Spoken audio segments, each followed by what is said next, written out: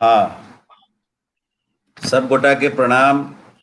दहेज मुक्त मिथिला सदस्य लोकन के हम प्रवीण नारायण चौधरी एहि समूह के एकटा संस्थापक और वर्तमान समय में एहि समूह के विभिन्न तरहे केना आगू बढ़ायल जाय अभियान के एहि सब संबंध में हमर चिंतन निरंतर जारी अछि।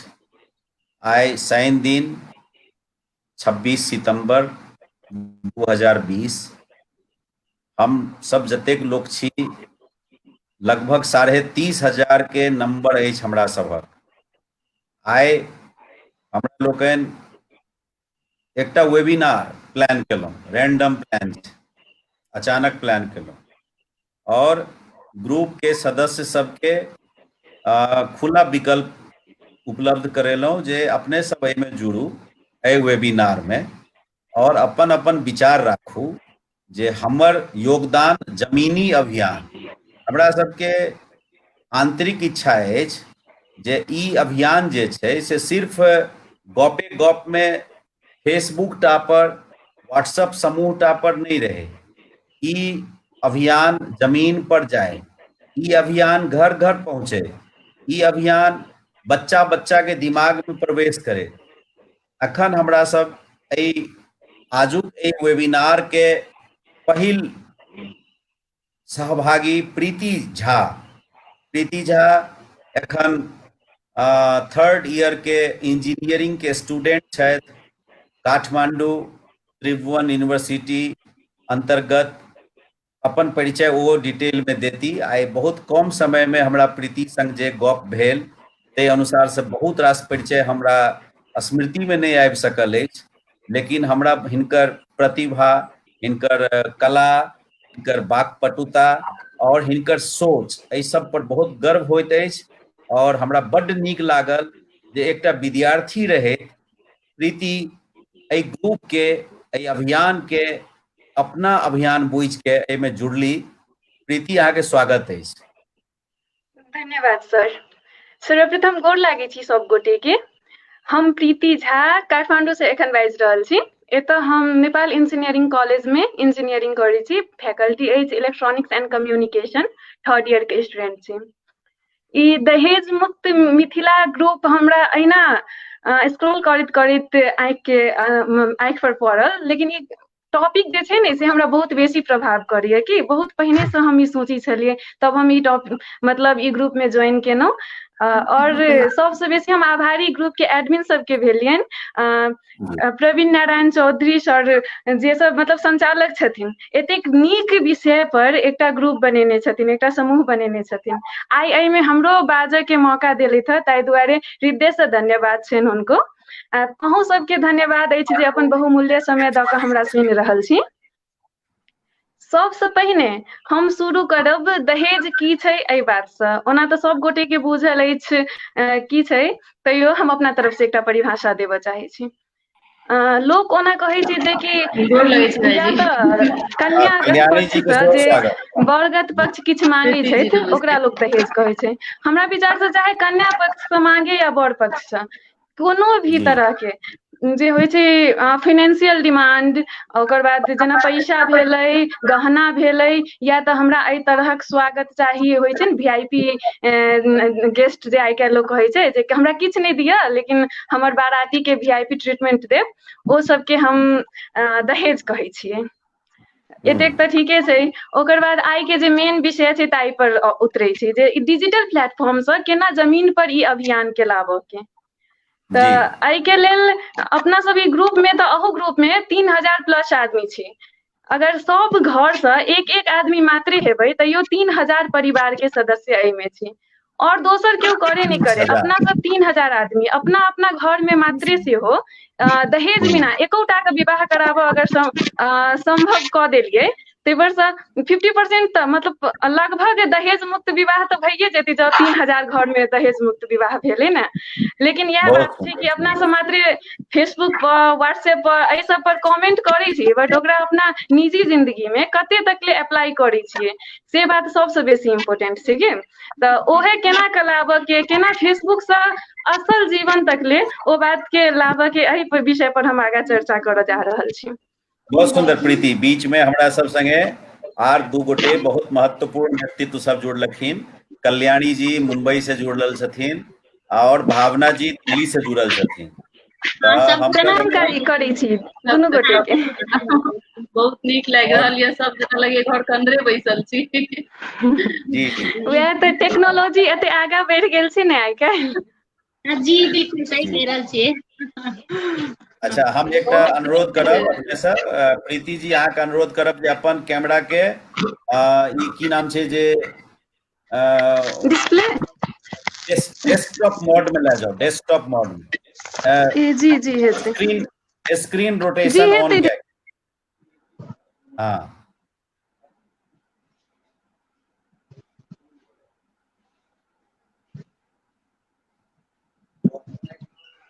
हाँ प्रीति फिर जुड़लहुँ। जी अहाँके एखनो कैमरा जे छै से डेस्कटॉप मोड में लियो, एहि मोड में। जी कऽ लेने छी, डेस्कटॉप मोड में छै एखन कैमरा। एखन अहाँके नहीं लेकिन अहाँके देखा नहीं। रहल अछि सीधे पोर्ट्रेट मोड में देखा रहल अछि। हाँ एक्चुअली ओकरा स्क्रीन रोटेशन ऑन करियो। जी जी बरू ओ कऽ दै छियै। हाँ स्क्रीन रोटेशन ऑन कए के फेर ऑन हो, और अहाँ अपन विचार कंटिन्यू करू। प्रीति हम अहाँके फेर से परिचय करबी। जी बहुत वंडरफुल वंडरफुल प्रीति, वेरी गुड वेरी गुड। आब हम सब जे थैंक छै यू। एखन प्रीति जी संगे जुड़ल छी। प्रीति जी काठमांडू से इंजीनियरिंग के 3rd ईयर स्टूडेंट छथिन और हिनकर गाम महोत्तरी जिला नेपाल के बथनाहा गाम भेलनि और बहुत प्रतिभाशाली विद्यार्थी छथिन। और हमरा सबके समूह के, हमरा सबके जे अभिप्राय छै, ई अभियान छै, ताहि के ऊपर में प्रीति जी बाजि रहल छथि। अपना जी और कल्याणी जी, इनका ध्यान देबनि। जी जी जी जी बिल्कुल प्लीज बिल्कुल कंटिन्यू। स्वागत है। जी जी जी जी बहुत स्वागत है, और ई बहुत हाँ, पैघ काज है जे एते कम एज में जे एहि अथी से जुड़ल छी। बहुत खुशी के गप, कियाकि आइ काल्हि के जनरेशन के बच्चा जल्दी नहीं जुड़ऽ चाहे छै।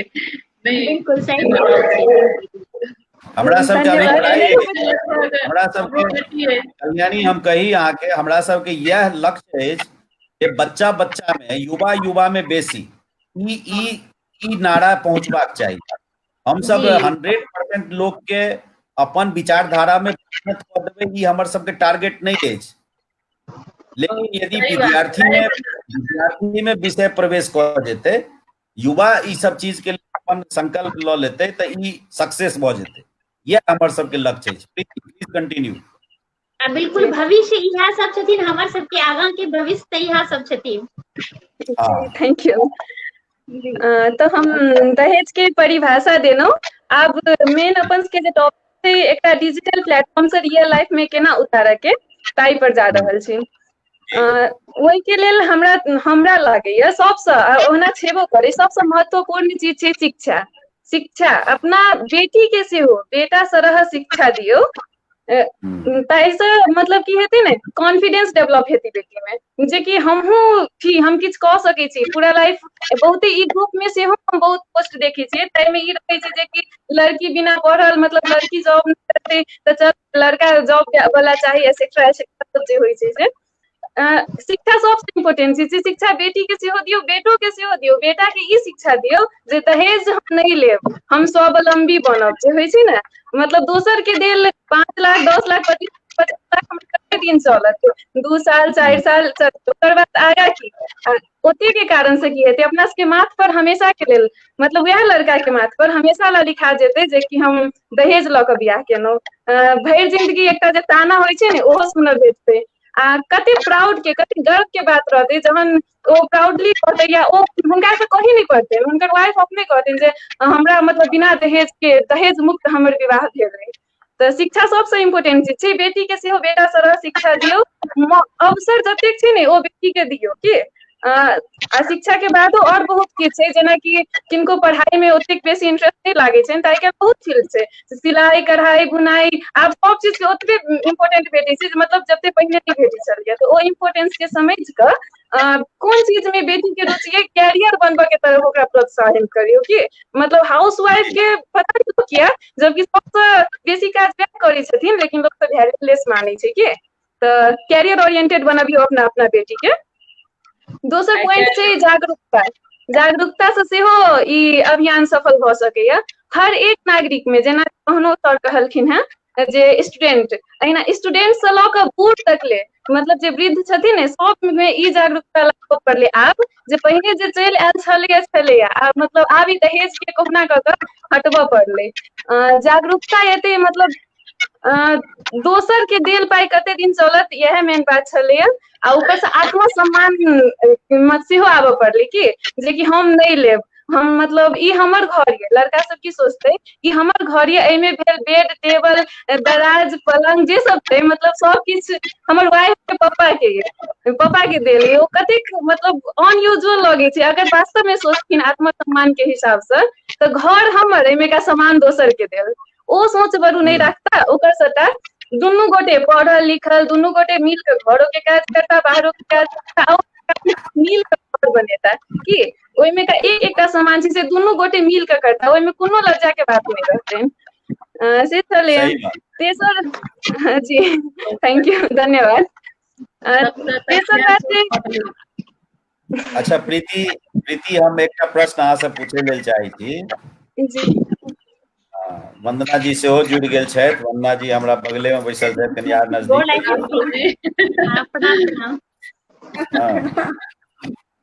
वंदना जी के नाम आइकॉन में नहीं जुड़ल छथि। वो कहलखिन जे हमर मोबाइल धिया पुता खेलाय लेल, इनको धिया पुता एकटा छोटका छनि, ओही में ऐड कर दियो दीदी के नाम, ओही में दीदी के नाम भी ऐड कर सके छियै। नहीं हम जाइत रहब अबैत रहब, एखन जस्ट खाना बना गेलहुं हैं, गोर लगै छी सब गोटे के। आइ ई एकटा दीदी एकटा ई रैंडम थॉट छै जे हम सब लाइव कतेक लोग जेना भावना जी के बहुत बेर कतेक रंग के विषय लऽ के अबै छथिन, बहुत नीक लगै छै।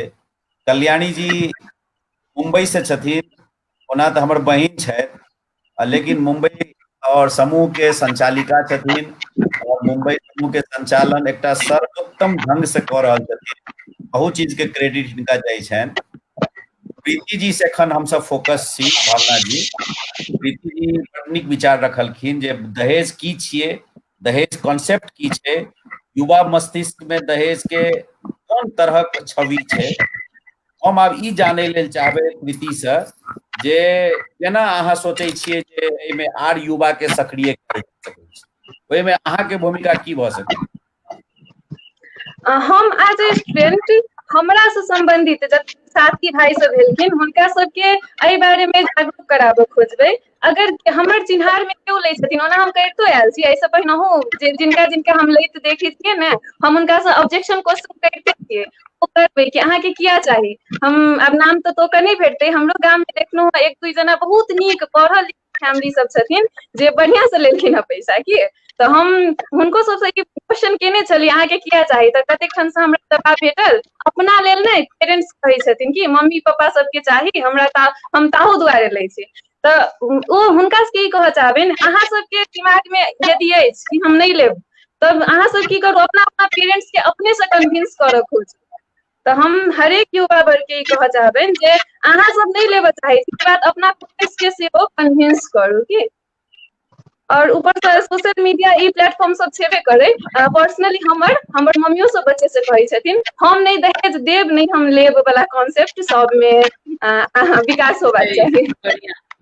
बहुत नीक, बहुत नीक अहाँ के विचार अछि, आर अहाँ के विचार से आब बहुत आदमी अहाँ के सपोर्ट करे ले मिलत। बहुत युवा पीढ़ी अहाँ के गप से सहमत अछि, आर जे छै से बहुत नीक विचार अछि। अगर अहाँ के तरह हर युवा लड़का या लड़की अगर एना टाइप के सोच राखत, तऽ हमरा लागैये कि अपन मिथिला मैथिली में जे छै दहेज मुक्त भऽ जेतै, आ कहै छै ने जिंदगी स्वर्गमय भऽ जेतै। तऽ जरूर अहाँ के विचार बहुत नीक अछि। सोच बदलल तहने दहेज खत्म। सोच बिल्कुल बदलने सही। नहीं बहुत गोटे के इहो होइ छै, बहुत गोटे के इहो होइ छै, हम लड़की छियै मतलब टॉपिक पर बेसी डिस्कस करै छियै, तऽ हम ई कहऽ चाहै छी हमरा भायो अछि बहुत बढ़िया पढ़ै छै मेडिकल के सब किछु, हमर मम्मी सबके बच्चे से कहैत सुनलियै कि नहीं हम अपना बेटी में देबे नहीं लेबे, तऽ ई नहीं कि हम लड़की छी ताहि दुआरे बाजै छी, ई गलत छै हम ताहि दुआरे बाजि रहल छी कि हम गलत के अगेंस्ट छी, वैसे नहीं एहिमे जेंडर बायसिंग नहीं छै।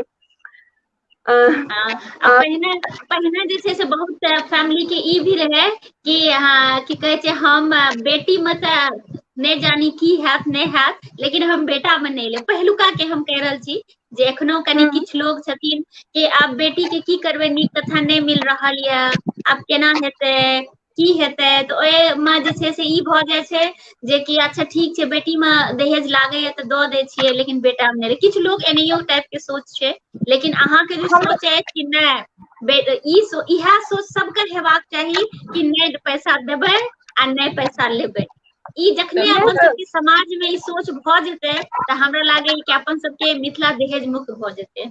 कखनो काल के हमहूँ कहै छी हिनके उम्र के हमर बेटी छै तऽ हम कहै छियै अगर नीक परिवार नीक लड़का भेटत आ बिना पैसा के ओ रिश्ता हमर छूटत ताहिसँ नीक जे हम पैसा दऽ कऽ करब, लेकिन बेटा में 1 रुपैया नहीं लेब, ई दुनू आदमी हम सब प्रण केने छी। आ ई जे जतबी इएह हमरा बात पर रहत ओतबी में हम अपन बेटी के आनब घर में पुतोहू के, बेटी जकाँ आनब। तऽ लेकिन करबै की, बेटी पर तऽ सोचैये पड़ै छै जे पैसा देलाके बादो नीक घर तऽ से हाँ इएह होइ छै कि मोह बस कि हमर बेटी के खुशी मिले, हमर बेटी परिवार के नीक जगह पर चलि जाए, तऽ ओहि दुआरे माय बाप एते परेशान भऽ जाइ छै जे कहै छै अच्छा ठीक छै की करबै देबे दऽ दै पड़ैया, जेना अपन सबके एखन समाज में किछु लोग के हम इहो सोच देखलियै हन। लेकिन हमरा कनि हम लेकिन असहमत छी ई बात से, मतलब नीक भेट जायत तऽ हमहूँ समर्थन नहीं दऽ रहल छी, हमहूँ हाँ समर्थन नहीं दऽ रहल छी, लोग के सोच के बारे में बस हम बता रहल छी। लेकिन आ भगवान के दया से हमरो एकटा बेटी है एकटा बेटा है, ओना तऽ 4th और 5th में ही ये एखन तऽ बहुत छोट अछि, लेकिन भविष्य में जेना अहाँ के सोच अछि ने बेटी में देबै ने बेटा में लेबै, इएह सोच हमरो तखन रहत। अच्छा प्रीति से हमर एकटा प्रश्न जे छलै जे प्रीति अहाँ अपन योगदान समाज के दहेज मुक्त बनेबाक लेल केना केना देबै, हमरा ताहि पर कनि आर फोकस होइए। हमर वएह पहिल पॉइंट तऽ वएह अछि, हमर जे संबंधित साथी सब भेलै स्पेशली हमरा एज के, हम हुनका सबके कन्विंस करबनि, आ हुनका सबसँ हमरा सुनऽ में आयल ये कि ओ सब रेडी छथिन बिना दहेज के विवाह करऽ ला, लेकिन हुनकर सबके पेरेंट्स जे छथिन ओ नहीं मानै छथिन, तऽ हुनका सब संगे एकटा बॉन्डिंग मतलब टीम बनाकऽ सबके पेरेंट्स के सेहो कन्विंस कयल जेतै, और स्टैंड छै बच्चा के से अपनो लेबऽ पड़तै जे गलत छै में, चाहे पेरेंट्स क्या नहीं हुए हुनको समझेबै बुझेबै, मतलब अगर लड़की या लड़का हमरा पसंद ये तऽ हम दहेज बिना लेनहु विवाह करब, से बात पर फोकस करऽ ला कन्विंस करऽ के कोशिश करबै, हमर योगदान यह रहत तत्काल ला। बहुत सुंदर बहुत सुंदर। अच्छा किशोर बाबू के स्वागत सुपौल जिला से, सुपौल मिथिला से किशोर बाबू किशोर कुमार झा के हम हृदय से स्वागत करै छियनि, और हुनको रिक्वेस्ट करबनि जे कनि कृपया अपन मोबाइल के स्क्रीन रोटेशन ऑन कए के ओकरा डेस्कटॉप मोड में आनथिन, एहि तरह कैमरा रखथिन, स्क्रीन रोटेशन ऑन कए के, स्क्रीन रोटेशन ऑन कए के बच्चा सबके कहियो सहयोग करते, स्क्रीन रोटेशन ऑन केला के बाद कैमरा कनि मूव कर,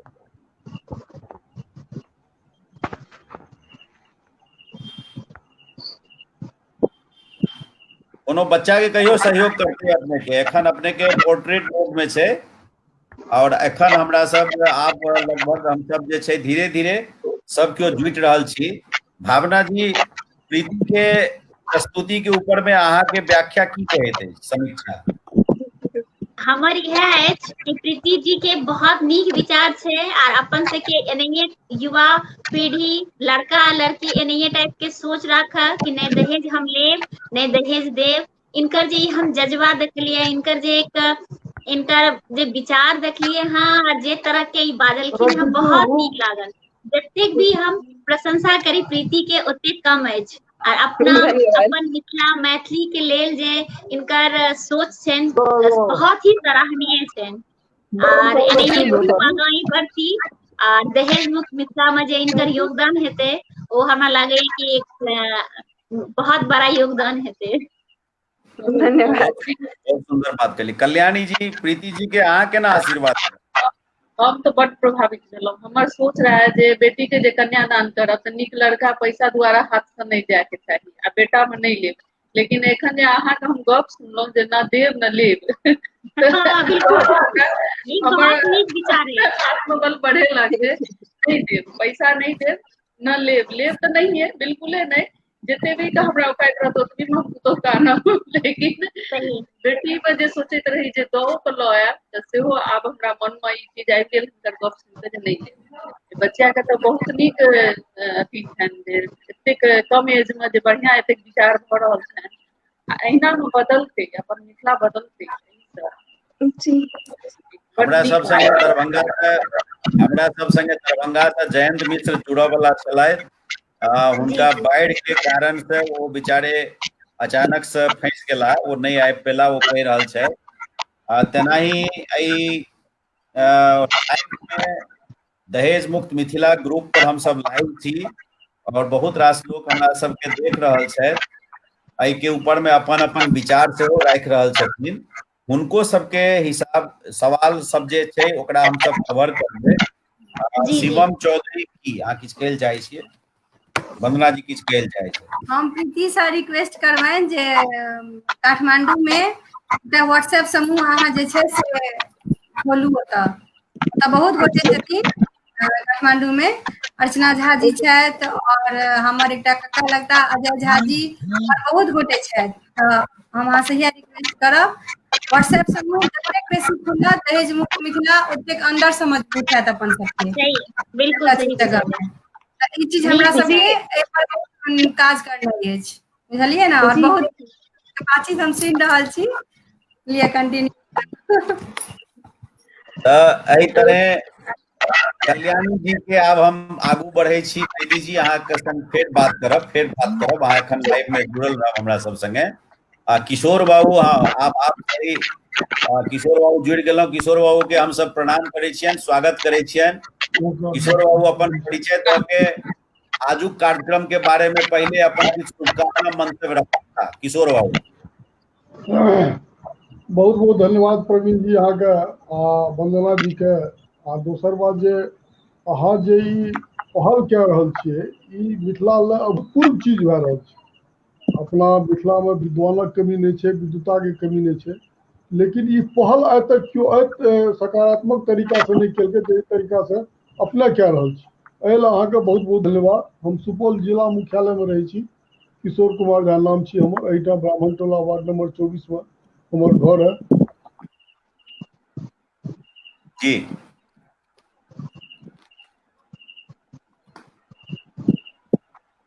हम भी सुपौल से ही छी, मगर एखन हम दिल्ली से छी। सुपौल आगे कौन गाम भेल भावना जी? हमर भऽ गेल कर्णपुर। कर्णपुर जी। बाप रे, हमर दू टा काकी छथि पाठक परिवार।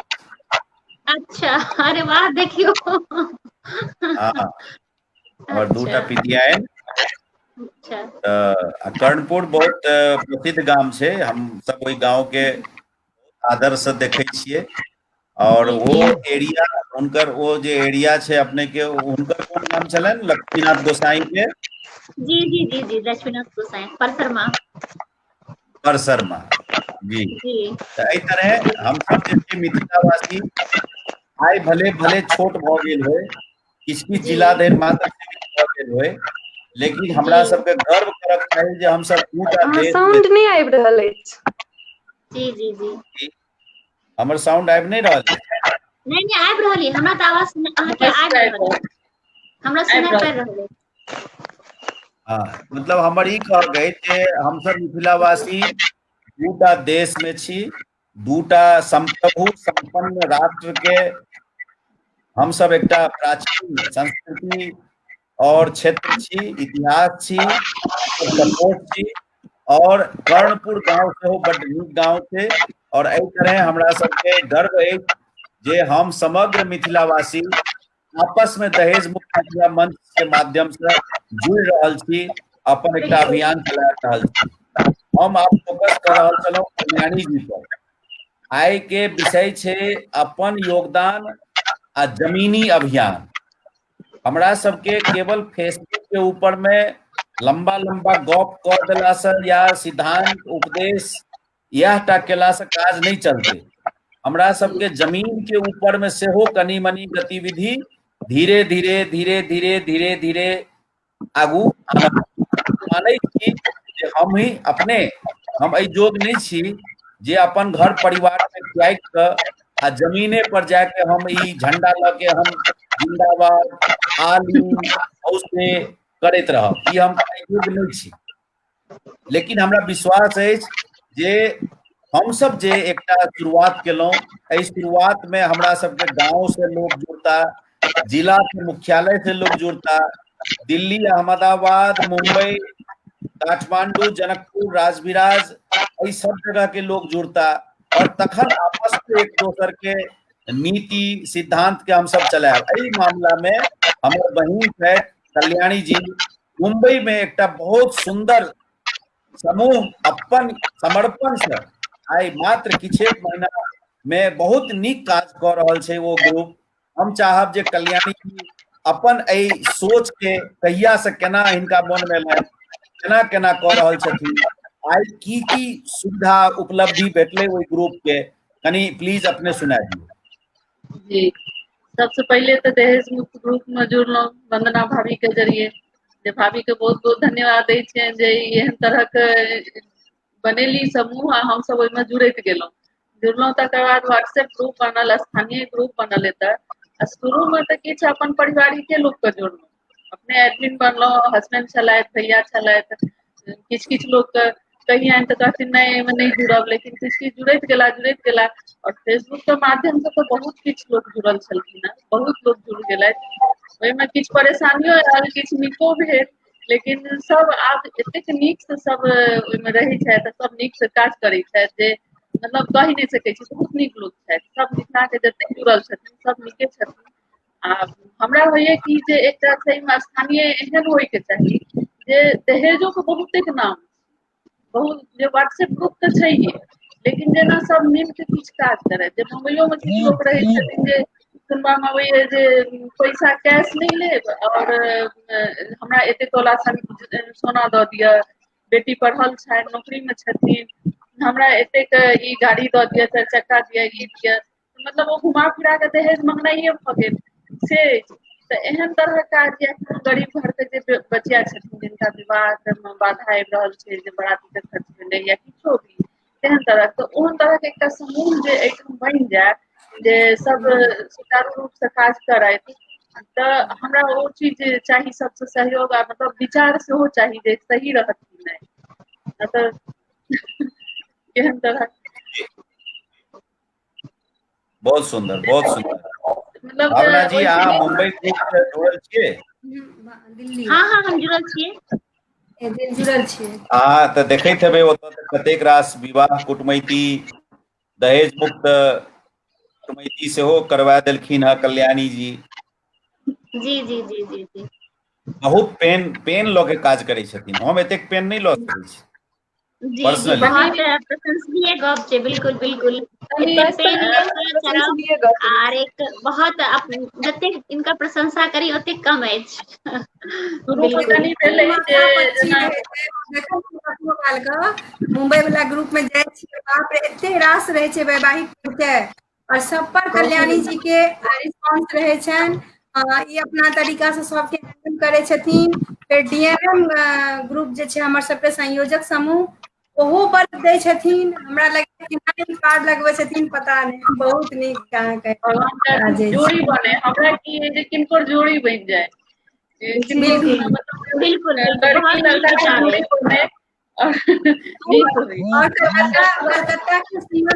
कलकत्ता के जे सुमन झा छथि हमर सबके ओ सखिए लगती, तऽ हुनको काज बहुत नीक, कलकत्ता समूह, मुंबई समूह कनिक एक रत्ती स्लो भ गेलै इम्हर समूह सब ओहो में काज करे के आवश्यकता छै और सब एक्टिव छथिन, बस कनी कनी टाइम देना छै सब गोटे के।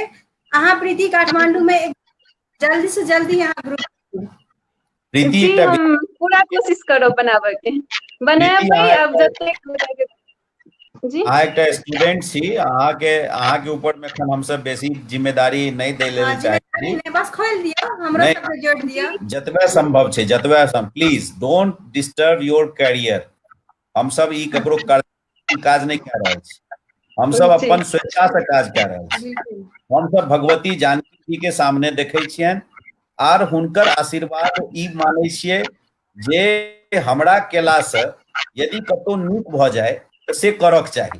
हमरा सबके मेन धारणा यह है, कल्याणी के, भावना जी के, सुमन जी के, सर्वनामी के, भारती के आर जतेक लोग हम सब जुड़ल छी, सब कियो समर्पित भावना से जुड़ल छी।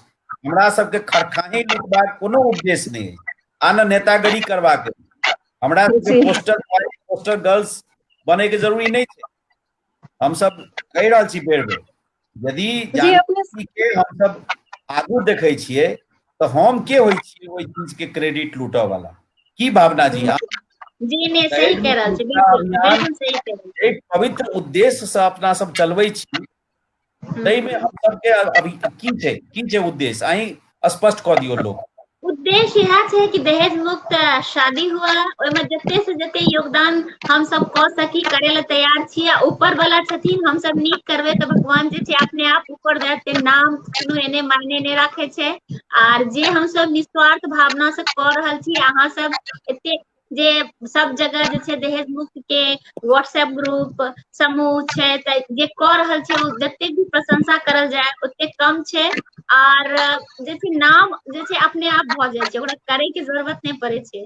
तो बहुत नीक अहाँ सबके प्रयास अछि आर सफलता भी मिल रहल ये, ई अहाँ जे छै से आराम से सोच सके छी कि सफलता मिल रहल छै। बस ई छै कि कनी आर सब आदमी अगर भागीदारी करथिन तो आर नीक से सफलता मिलते।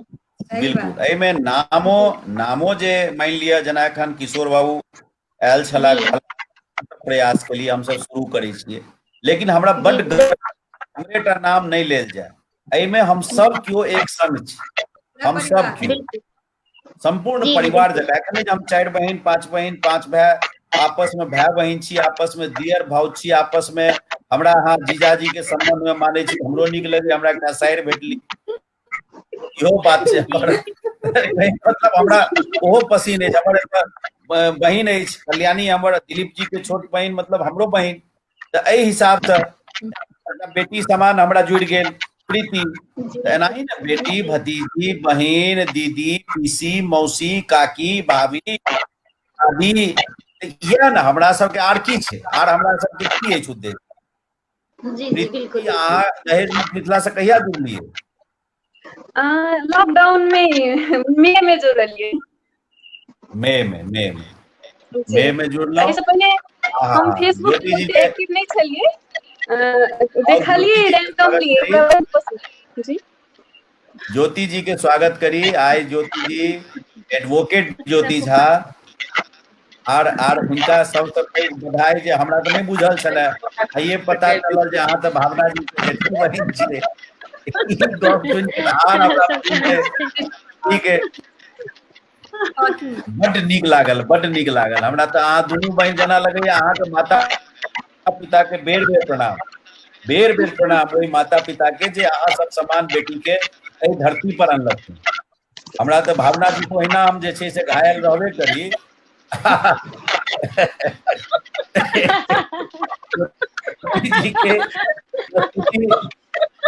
ज्योति जी की प्रस्तुति, ज्योति जी के सलाह सुझाव, जे सलाह सुझाव आइ अहाँ देलिए, जते गंभीरता से हमरा सबके ग्रुप के विषय के आगू बढ़ा रहल छियै, एहि के लेल हम ज्योति जी आके नमन करै छी, बहुत बहुत हृदय से धन्यवाद दै छी। ज्योति जी एखन हमरा सब संगे हमरा सबके नव तुरिया प्रीति जुड़ल अछि।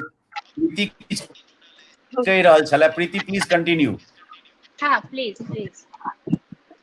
एकटा और अपना सबके ग्रुप में हम एक गोटा पोस्ट देखलहुँ, जाहिमे बहुत गोटे ई पोस्ट रहल छथिन जँ दहेज नहीं देथिन अगर कोनो भी माता पिता अपना बेटी के, तो बेटी के मतलब भेटबे नहीं केले टाइप के जे बेटी के किछु अंशे नहीं लगते। तो एहि पर हमर विचार हम प्रस्तुत करऽ चाहै छी।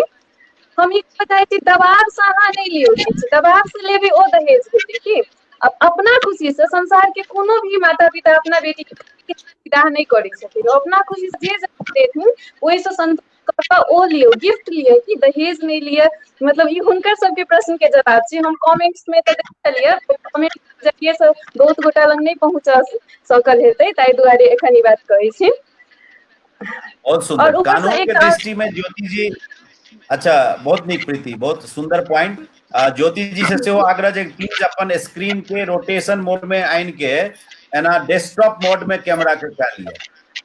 ठीक छै। जी हाँ हाँ हाँ, बहुत नीक। ज्योति जी एखन प्रीति एकटा बात कहलक जे माता पिता स्वेच्छा से जे अपना बेटी के लेल सब केओ दै लेल चाहै छै, केकरा नहीं इच्छा हेतै हम अपन बेटी के दी, लेकिन ओकरा दान कहल जाइ छै, ओकरा गिफ्ट कहल जाइ छै। कानून की कहै छै ज्योति जी, दहेज और दान के केना बाइफरकेट करी छै कानून?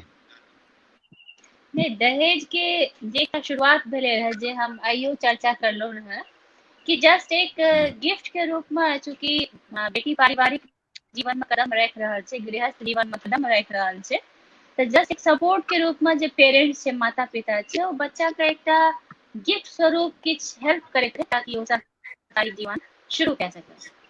तो गिफ्ट के परंपरा तो छेबे करे, लेकिन वह गिफ्ट अगर ककरो अहाँ टॉर्चर कऽ के ककरो क्षमता से अधिक अगर अहाँ कह रहल छियै, तो वो चीज फिर दहेज में कन्वर्ट भए जाइ छै, तखन वो फिर कानून के मतलब दौपेच में कानून के पकड़ में आबि जाइ छै। अगर एना क्यों गिफ्ट दे रहल छै अपन स्वेच्छा से, जेना कि प्रीति के कहब भेलै, दैट्स ओके, ठीक छै, गिफ्ट तो चलते छै, दान तो चलते छै, बट दहेज नहीं होना चाहिए, वो फिर कानूनी बात भए जाइ छै। हाँ बहुत सुंदर। एहि बीच में ज्योति जी हमरा सब संगे जुड़ गेली राधिका जी सीतामढ़ी से। राधिका जी के सबके सेहो प्रणाम। निवेदन, जी जी राधिका जी से सेहो निवेदन जे स्क्रीन रोटेशन ऑन कऽ के अपन कैमरा के डेस्कटॉप मोड में आनी, डेस्कटॉप मोड में, एहि मोड में आनी, पोर्ट्रेट मोड से डेस्कटॉप मोड में आनी, स्क्रीन रोटेशन ऑन कऽ के।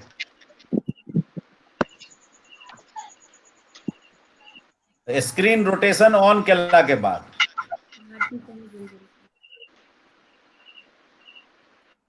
और एहि बीच में हमरा सब संगे भारती जी दरभंगा से सेहो जुड़ गेल छथि, हिनको स्वागत करबनि। बहुत नीक लेखनी, बहुत नीक लिखै छथि।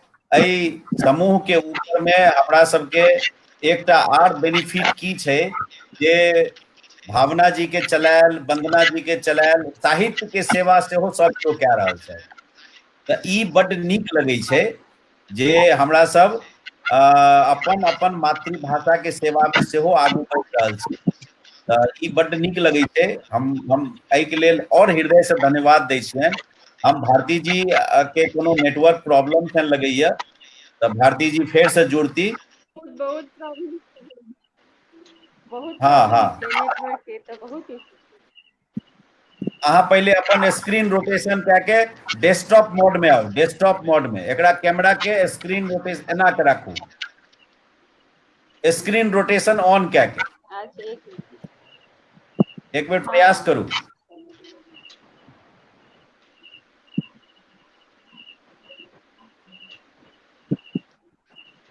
हाँ भारती अपन परिचय दियो, अपन परिचय सेहो दियो कनी। एक मिनट भाई, हम भारती झा दरभंगा से आयल छी और फेसबुक मिथिला से जुड़ल छी और एहि पेज पर बहुत नीक लागैया हमरा। पहिल दिन जे जुड़ल रही तऽ नहीं पता रहे कि एतेक नीक समूह छै, ओना हमरा बहुत समूह में जोड़ि देने रहथि, लेकिन नहीं पता रहे हमरा कि ई समूह जे छै से एतेक बढ़िया छै, लेकिन जुड़लहुँ तऽ हमरा बहुत नीक अनुभव भेल। और एतऽ जुड़ि कऽ बाजै के जे मौका भेटैया, ई तऽ बहुत, एहिसँ और बहुत खुशी भेटैया। लेकिन हमरा कनि आइ लेट भऽ गेल अहाँ सबसँ जुड़ैमे, कनि खाना पीनामे लागि गेलियै,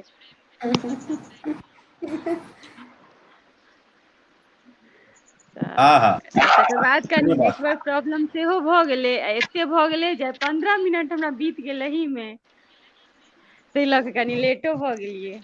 अच्छा, राधिका के स्वागत। राधिका सीतामढ़ी से हम जी स्वागत प्रणाम। करबनि राधिका के। सबके हाँ, प्रणाम परिचय करै दियौ। छी।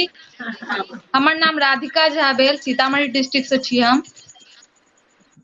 एम.कॉम कऽ रहल छी एखन हम विद्यार्थी के रूपेण, और संगे टीचिंग के वर्क भी करै छी एक प्राइवेट स्कूल में। बहुत सुंदर, बहुत सुंदर, बहुत नीक। बहुत सुंदर। बढ़िया। जी, एहि ग्रुप में जुड़ के हमरा बहुत नीक लागल। दहेज के विरोध में छी सब। विचार सेहो बड नीक राखै छी अहाँ राधिका जी।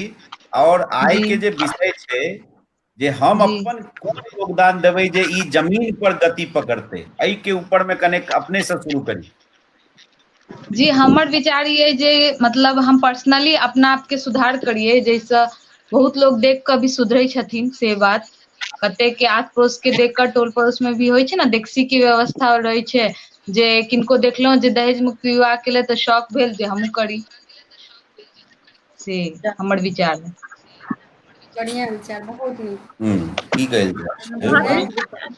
बहुत नीक, अहाँके विचार तऽ हम पढ़िते रहै छी, बहुत नीक लगैया। और भारती और ज्योति दीदी के सेहो स्वागत, प्रणाम। धन्यवाद। एखन जे ई व्हाट्सएप समूह सब जे हम सब खोललिए, एहि व्हाट्सएप समूह के ऊपर में हम फेर से फोकस करै छी। एहिमे जेना हमरा सबके विचार छै जे बेसी से बेसी दहेज मुक्त विवाह करऽ वाला, कुटमैती करऽ वाला अपन परिचय पठबथिन। एहिमे हमरा सबके की दिक्कत भऽ रहल अछि और कतेक सहज छै, कतेक कठिन छै। कल्याणी। भैया परिचय तो बहुत अबैया, ओहिमे कमी नहीं है। ओहो में कि लड़का के सबसे बेसी आबि रहल है, लड़की के बहुत कम आबि रहल है। जे अबैया तऽ लड़की वाला के लड़का नहीं पसंद पड़ै छनि, या लड़का वाला के लड़की नहीं पसंद पड़ै छनि। बहुत ना तो रिश्ता करे के चाही बारीकी से अथी कऽ कऽ, लेकिन बात तो बहुत आगू बढ़ि जाइया। बाद में किछु की प्रॉब्लम होइ छै जे फेर ओहिके लेल किछु तऽ आब अहीं सब। नहीं, ओहिमे देखो, विवाह के मामला बहुत सीरियस इश्यू छै, सीरियस सब्जेक्ट छै। हम बेर बेर कहै छी, एतेक अहीं पार लगबै छी, हम तऽ एतेक नहीं एंटरटेन करै छी। एतेक हमरा से पार लगऽ वाला इश्यू नहीं छै, तो अहीं धन्यवाद दै छी, हम प्रणाम करै छी बेर बेर। साक्षात जेना भगवती के रूप में अहाँ सब छियै जे एतेक पार लगा लै छियै। गोपाल जी एकटा अहाँके समूह में छै, ओहो हाँ, बहुत हेल्प करै छै, बहुत बहुत हेल्प बहुत करै छै। करै छथिन ओ। हमरा सब पर्सनली कांटेक्ट करै छथि, गप करै छथि। तकर बाद ग्रुप में भी बहुत ज्यादा सक्रिय रहै छथिन। दोसर और भी जतेक सदस्य छथिन, ओहि सबसे बेसी एक्टिव रहै छथिन, बहुत जी, ध्यान दै छथिन।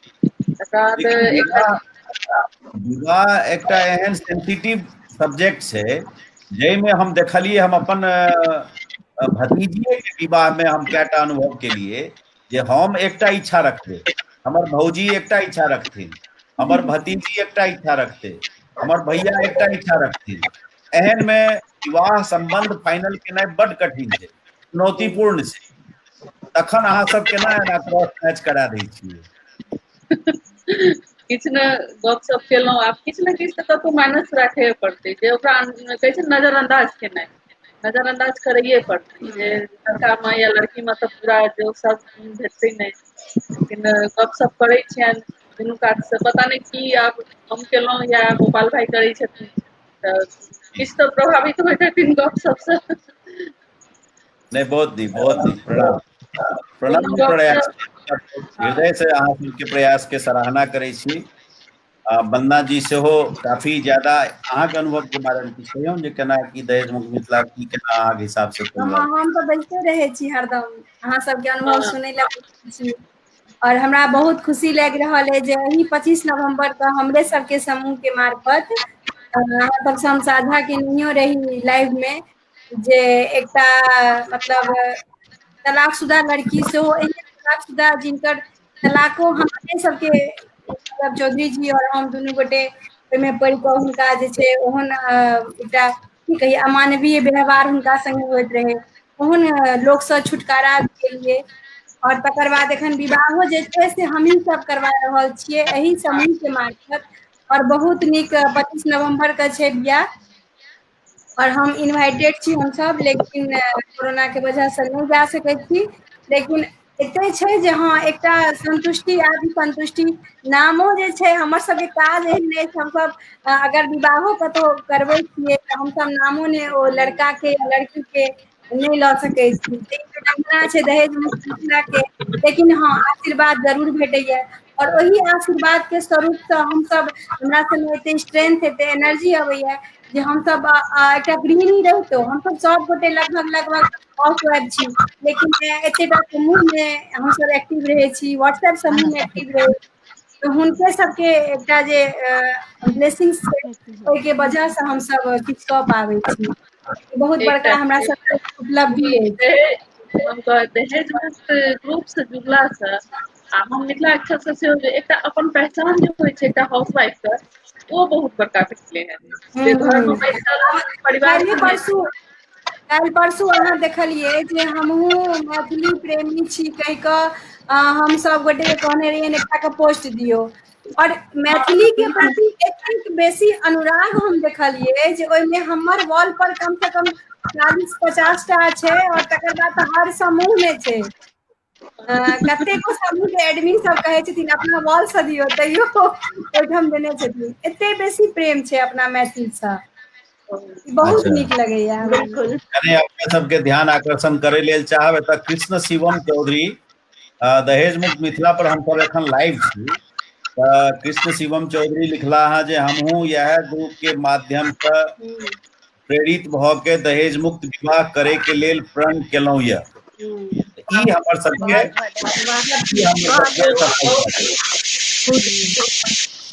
ई हमरा सबके सफलता छी कृष्ण शिवम चौधरी सन के युवा के प्रीति सन के बेटी के हम सब जे छै से बेर बेर धन्यवाद दै छी हृदय से जे हमरा सबके वास्तविक टारगेट अहीं सब छी अहाँ सब शपथ लऽ लेलहुँ संकल्प लऽ लेलहुँ अपना पैर पर ठाढ़ है अपन गृहस्थी खूब बढ़िया जमाएब लेकिन दहेज के व्यवहार बिल्कुल नहीं करब माय बाप के बेटी के बियाह में हम किछु दिए बढ़िया दिए ओकर परिवार बसा दिए ओकरा भविष्य में दिक्कत हेतै तो हम सब ध्यान दिए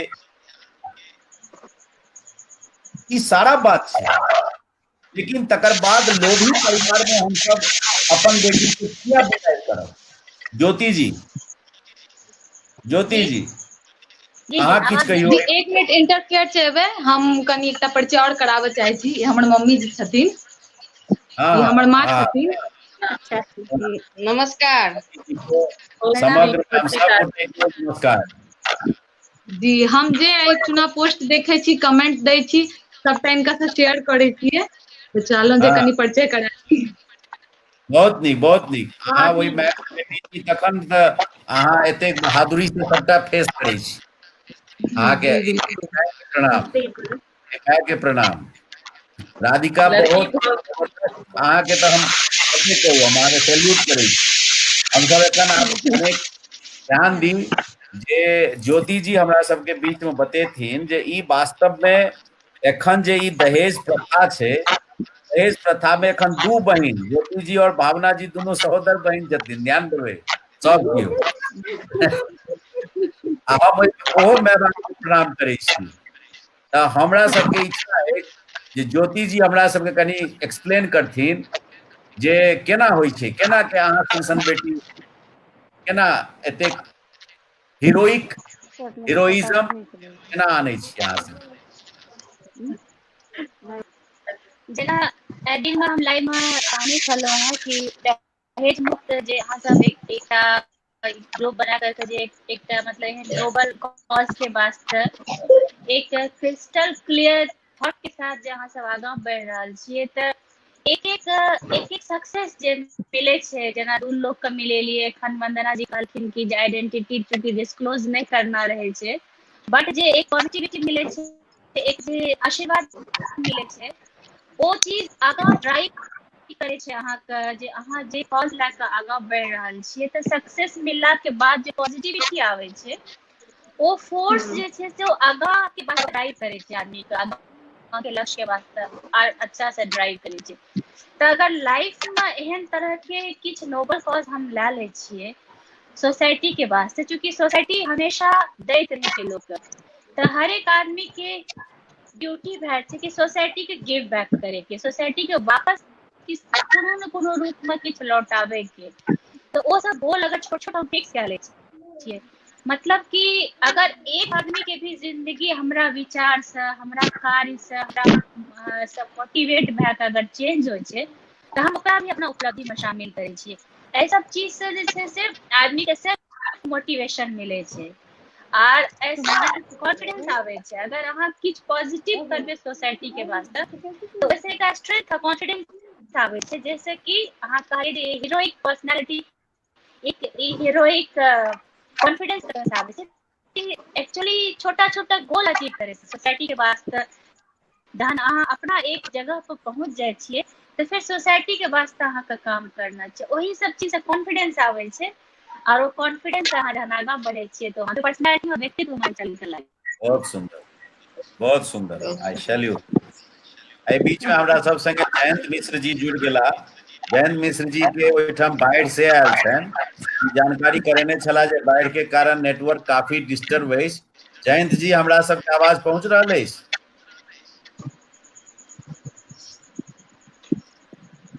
जयंत जी, कैन यू हियर अस?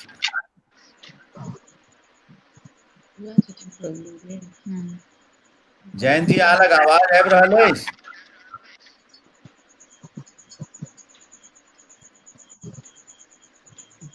नेटवर्क जयंत जी इशू। के किछु समस्या छनि।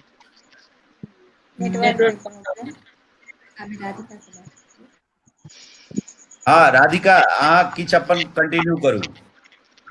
एहि अभियान के जमीन पर केना के हम सब ले जा सकै छी? जी इएह कहऽ चाहबै जे मतलब जते लड़की सब छथिन हुनका सबके एहिके लेल आगाँ आबऽ पड़तै। कतेक एहन मतलब आइए देख रहल छियै जे कतेक विवाद भऽ गेलै एकटा पोस्ट पर, एहन एहन बात के चलते भऽ जाइ छै कि महिला सब खुलि कऽ, लड़की सब खासकर आगाँ नहि आबै चाहै छथिन।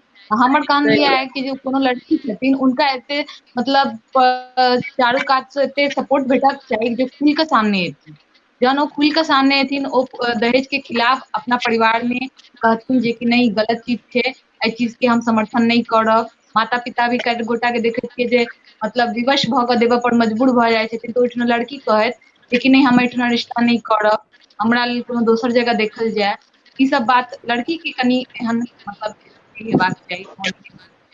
सब लड़की अहाँ जकाँ केना हेतै? हिम्मती हेबाक चाही ने लड़की में, कॉन्फिडेंस, सेल्फ फ्रेंड कॉन्फिडेंस। वगैरह एखने ज्योति मैडम कहलखिन जे सेल्फ कॉन्फिडेंस जातर इंक्रीज नहीं करते। अहूँ जी कतेक कॉन्फिडेंस के संग अहाँ कहने रही अपन परिचय में जे हम केना गाँव एलहुँ, केना अपना पैर पर ठाढ़ भेलहुँ। तऽ की सब बेटी में ई संभव छै? नहीं अधिकांश में नहीं होइ छै। किछु फैमिली प्रॉब्लम भी एहन होइ छै जे इंसान के मजबूत बनबै छै। और आस पड़ोस के देख कऽ भी, जेनाकि हमही छियै, हमरे आस पड़ोस में लड़की सब छै, हुनका सबसँ गपशप होइया तऽ हमरा सब ओ सब बहुत प्रेरित होइ छथिन। हुनको केहन कंडीशन छै जे देख कऽ हम प्रेरित होइ छियै। तऽ ई छै जे कम्युनिकेशन स्किल से ओहिसँ धीरे धीरे इंसान के अपना में होइ छै, बहुत तरह के सेल्फ कॉन्फिडेंस बढ़ै छै। तऽ लड़की सबके जरूरी छै कि खुल के एथिन, तखनी ई बात के लड़की कऽ सकै छै। और सबसँ बड़का जे केओ कंठ पर सवार भऽ कऽ दहेज नहीं दै छै। केओ तऽ कंठ पर सवार भऽ कऽ दहेज नहि देबऽ जाइ छै, लेकिन हाँ कंठ पर सवार भऽ कऽ दहेज लेबऽ वाला बहुत लोग छथिन। जबरन कहै छथिन जे शुरुआत में कहता जे नहीं दहेज हम अथी में लऽ कऽ विवाह करब, आ बाद में फेर मांग करै छथिन जे हमरा ई चाही ओ चाही। एहि तरह के प्रॉब्लम होइ छै। तऽ लड़का सबके भी जरूरी छै कि सामने आबि कऽ कहथिन जे कि नहीं पिताजी हम बिना दहेज के विवाह। तो लड़का के तो सबसे ज्यादा कहनाइ बहुत ज्यादा जरूरी छै। उनका पास तऽ बचपन से ओ सब सेल्फ कॉन्फिडेंस ज्यादा रहै छथिन महिला सँ, एहि दुआरे तऽ लड़का के भी जरूरी छै। युवा पीढ़ी के हम स्पेशली कहबै कि हुनका सबके आगा एनाइ बहुत जरूरी छै। एकटा और प्रॉब्लम बहुत सुंदर, बहुत सुंदर। अच्छा एना छै कनि कल्याणी जी किछु कहि रहल छथिन, हाँ कहियौ।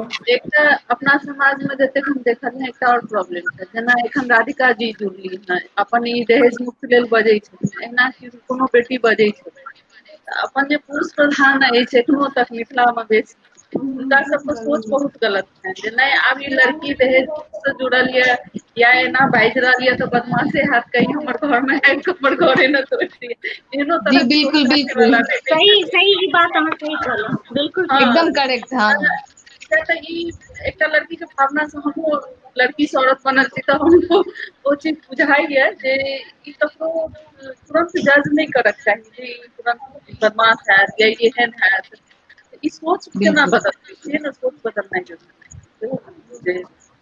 दहेज से तो हटेबे दहेज के संगे संगे जो विचार आबि रहल छै लड़की के प्रति ई लड़की कहीं अथिये न हुए बदमाशी न निकले हाँ घर अभी आगा होइ छै ई डर भी छै फैमिली भी एहि प्रति बहुत तरह के बात करै छै।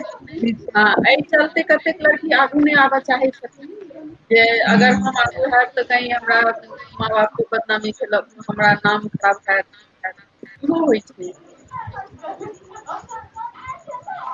बिल्कुल सहमत छी हम ई बात होइ छै हमरो कए गोटा कहै छै ने एकटा होइ छै प्रोत्साहन देवय वाला एकटा होइ छै पीछा से टांग घींचे वाला तऽ परिवार में एहनो बहुत लोग छथिन जे कहै छथिन कि बियाहो नहीं हेतौ एहन करबै तऽ बहुत तरह के सवाल होइ छै हमरो साथे। अपने घर में सब रंग के लोग रहे छथिन।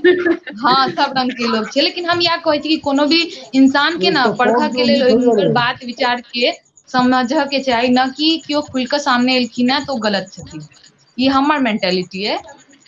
बहुत सुंदर अहाँ के हिम्मत के हम प्रणाम करै छी और वास्तव में बेटी में सेल्फ कॉन्फिडेंस बढ़ते बेटी में सेल्फ कॉन्फिडेंस जना जना बढ़ते जेना जेना शिक्षा के संख्या बढ़ते जेना जेना साक्षरता के संख्या बढ़ते तेना तेना हमरा बुझाइए ई दहेज दूर हेतै एहि पर भावना जी के विचार दियौ। नहीं बिल्कुल अहाँ एकदम सही कह रहल छियै कि सोच का जेना जेना अपना सब बढ़ेबै तेना तेना सही में समाज के विकास हेतै आ लड़की का आगाँ आबैये पड़तै ई नहीं सोचते कि ऐसा जेना एखन दीदी कहलखिन कि लोग ई बुझे लागे छै कि नहीं लड़की खराब छै एते बाजै छै तो लड़की केना एडजस्ट करते ई सोच छै एतनो मेंटालिटी छै ओहो लाज से लड़की बहुत सारा लड़की के बाजैयो के होइ छै तो आगाँ नहीं बैठ पाबै छथिन हुनकर फैमिली के परिवार के लोग कहै छै नहीं ऐसे लड़की के बदनामी भऽ जेतै एहि कारण भी जे छै से अपन सबके समाज में जे छै बहुत लोग आगाँ नहीं बढ़ पाबै छै लेकिन हम सबसे आग्रह करबै कि नहीं एहन बात नहीं छै लोग के विचार लोग के सोच में बहुत बदलाव एले हैं अहाँ सबके पूरा जे छै हक अछि अपन विचार व्यक्त करे के आगाँ आबू आ नीक बेजाय आब शादी भी जे छै पहिने बच्चा में शादी भऽ जाइत रहे कम उम्र में भए जाइत रहे लड़की के ओतेक समझ नहीं रहे कि ओकर की नीक छै की अधला छै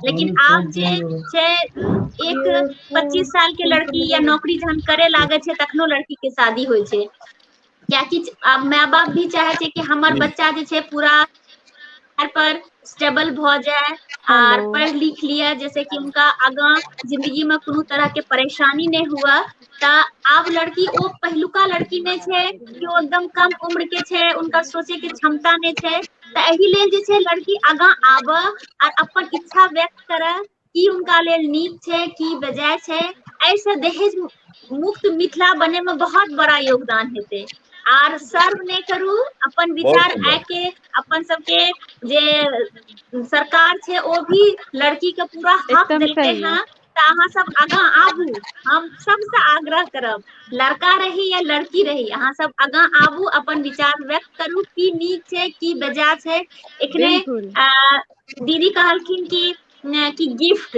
बर्थडे होइ छै या कोनो भी चीज होइ छै तऽ अपना सबके एक्सपेक्टेशन रहे छै कि मम्मी की देलक पापा की देलक लेकिन ओकर गिफ्ट के एक मतलब की होइ छै एक कीमत लिमिटेड रहे छै लेकिन दहेज में जे छै दहेज के कोनो लिमिट नहीं रहे छै कतेक डिमांड कऽ देथिन ओकर कोनो नहीं छै औकात अहाँके कतबो कम रहे कि ज्यादा रहे लेकिन अगर लड़का वाला के होते तो ओकर डिमांड के कोनो नहीं होइ छै तऽ गिफ्ट और दहेज में जे छै ने बहुत बड़ा फर्क छै तऽ गिफ्ट का जे छै एक बेटी या एक बेटा अपन माय बाप से अपन परिवार से छोट मोट के एक्सपेक्टेशन कऽ सकैया लेकिन दहेज बिल्कुल नहीं हेबाक चाही जी बहुत सुंदर किशोर बाबू अहाँ रेडी छी किशोर बाबू अहाँ रेडी भेलहुँ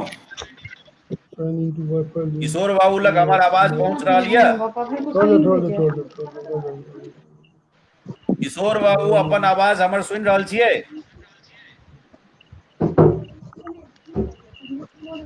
किशोर बाबू हमर आवाज सुनि सकै छी? नेटवर्क इश्यू नेटवर्क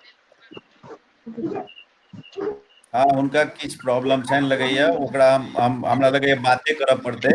हम हुनका से बात करै छी एहि विषय में, बेटी के सेल्फ कॉन्फिडेंस के विषय में। हमरा गांव के बेटी छै भारती। हमरा आगू हमरा बड एतऽ बच्चा बहुत छै, लेकिन प्रॉब्लम आइ भऽ के रहल डेट ये, में हम जखन ओ नहि किछु लिखैया, नहि किनको नीक से सुनि पाबि रहल नहीं छी, बाजू, अहाँ बाजू, और नहीं भी हम किछु अपन विचार राखि पाबि रहल छी। आप अहाँ अहाँ के बाजू आवाज एखन बाजू, हमरा अहाँके नीक आवाज से आबि आयल। रहल है।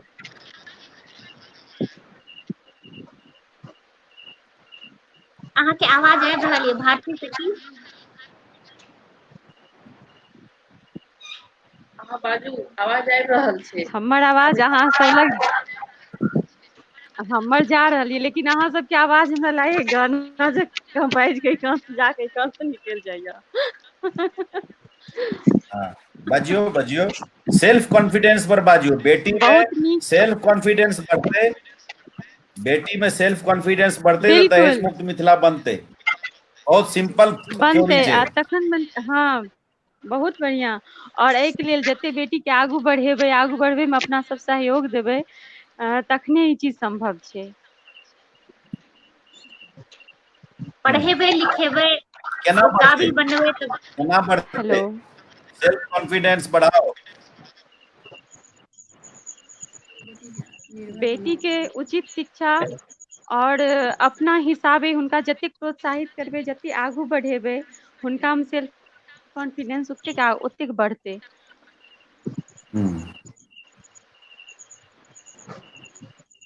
बहुत सुंदर। प्रवीण जी हमर जेकि और अपन कुछ टिप्स विचार दियो, जे घर बजियो ना। घर में पहिने राखती, कोनो भी विचार तऽ हुनकर विचार के घर वाला सब, घर के लोग जे छै से सपोर्ट करतनि, हुनकर विचार के समर्थन देतनि, तहने टा ई चीज संभव छै। बेटी के माय बाप के अपना बेटी पर कतेक उम्मीद रहे छै? हमरा तऽ लागैया कि जेना एखन बढ़ि रहल यऽ अपन सबके मिथिला में, बहुत जल्दी ई चीज हैत। किया तऽ बेटियो आब आवाज उठाबै छै, बहुत हद तक आब बाजियो रहल छै, देखे छियै। किया शादिये बियाह से रिलेटेड जे बात होइ छै, तऽ पहिने जमाना में तऽ पूछल नहि जाइ छलै, लेकिन एखन के जमाना में पूछल जाइ छै।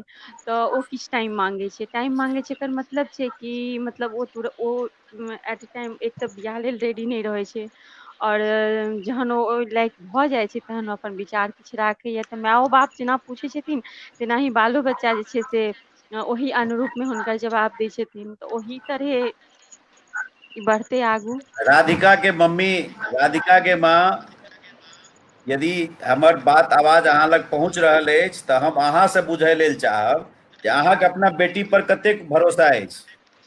बहुत भरोसा अछि।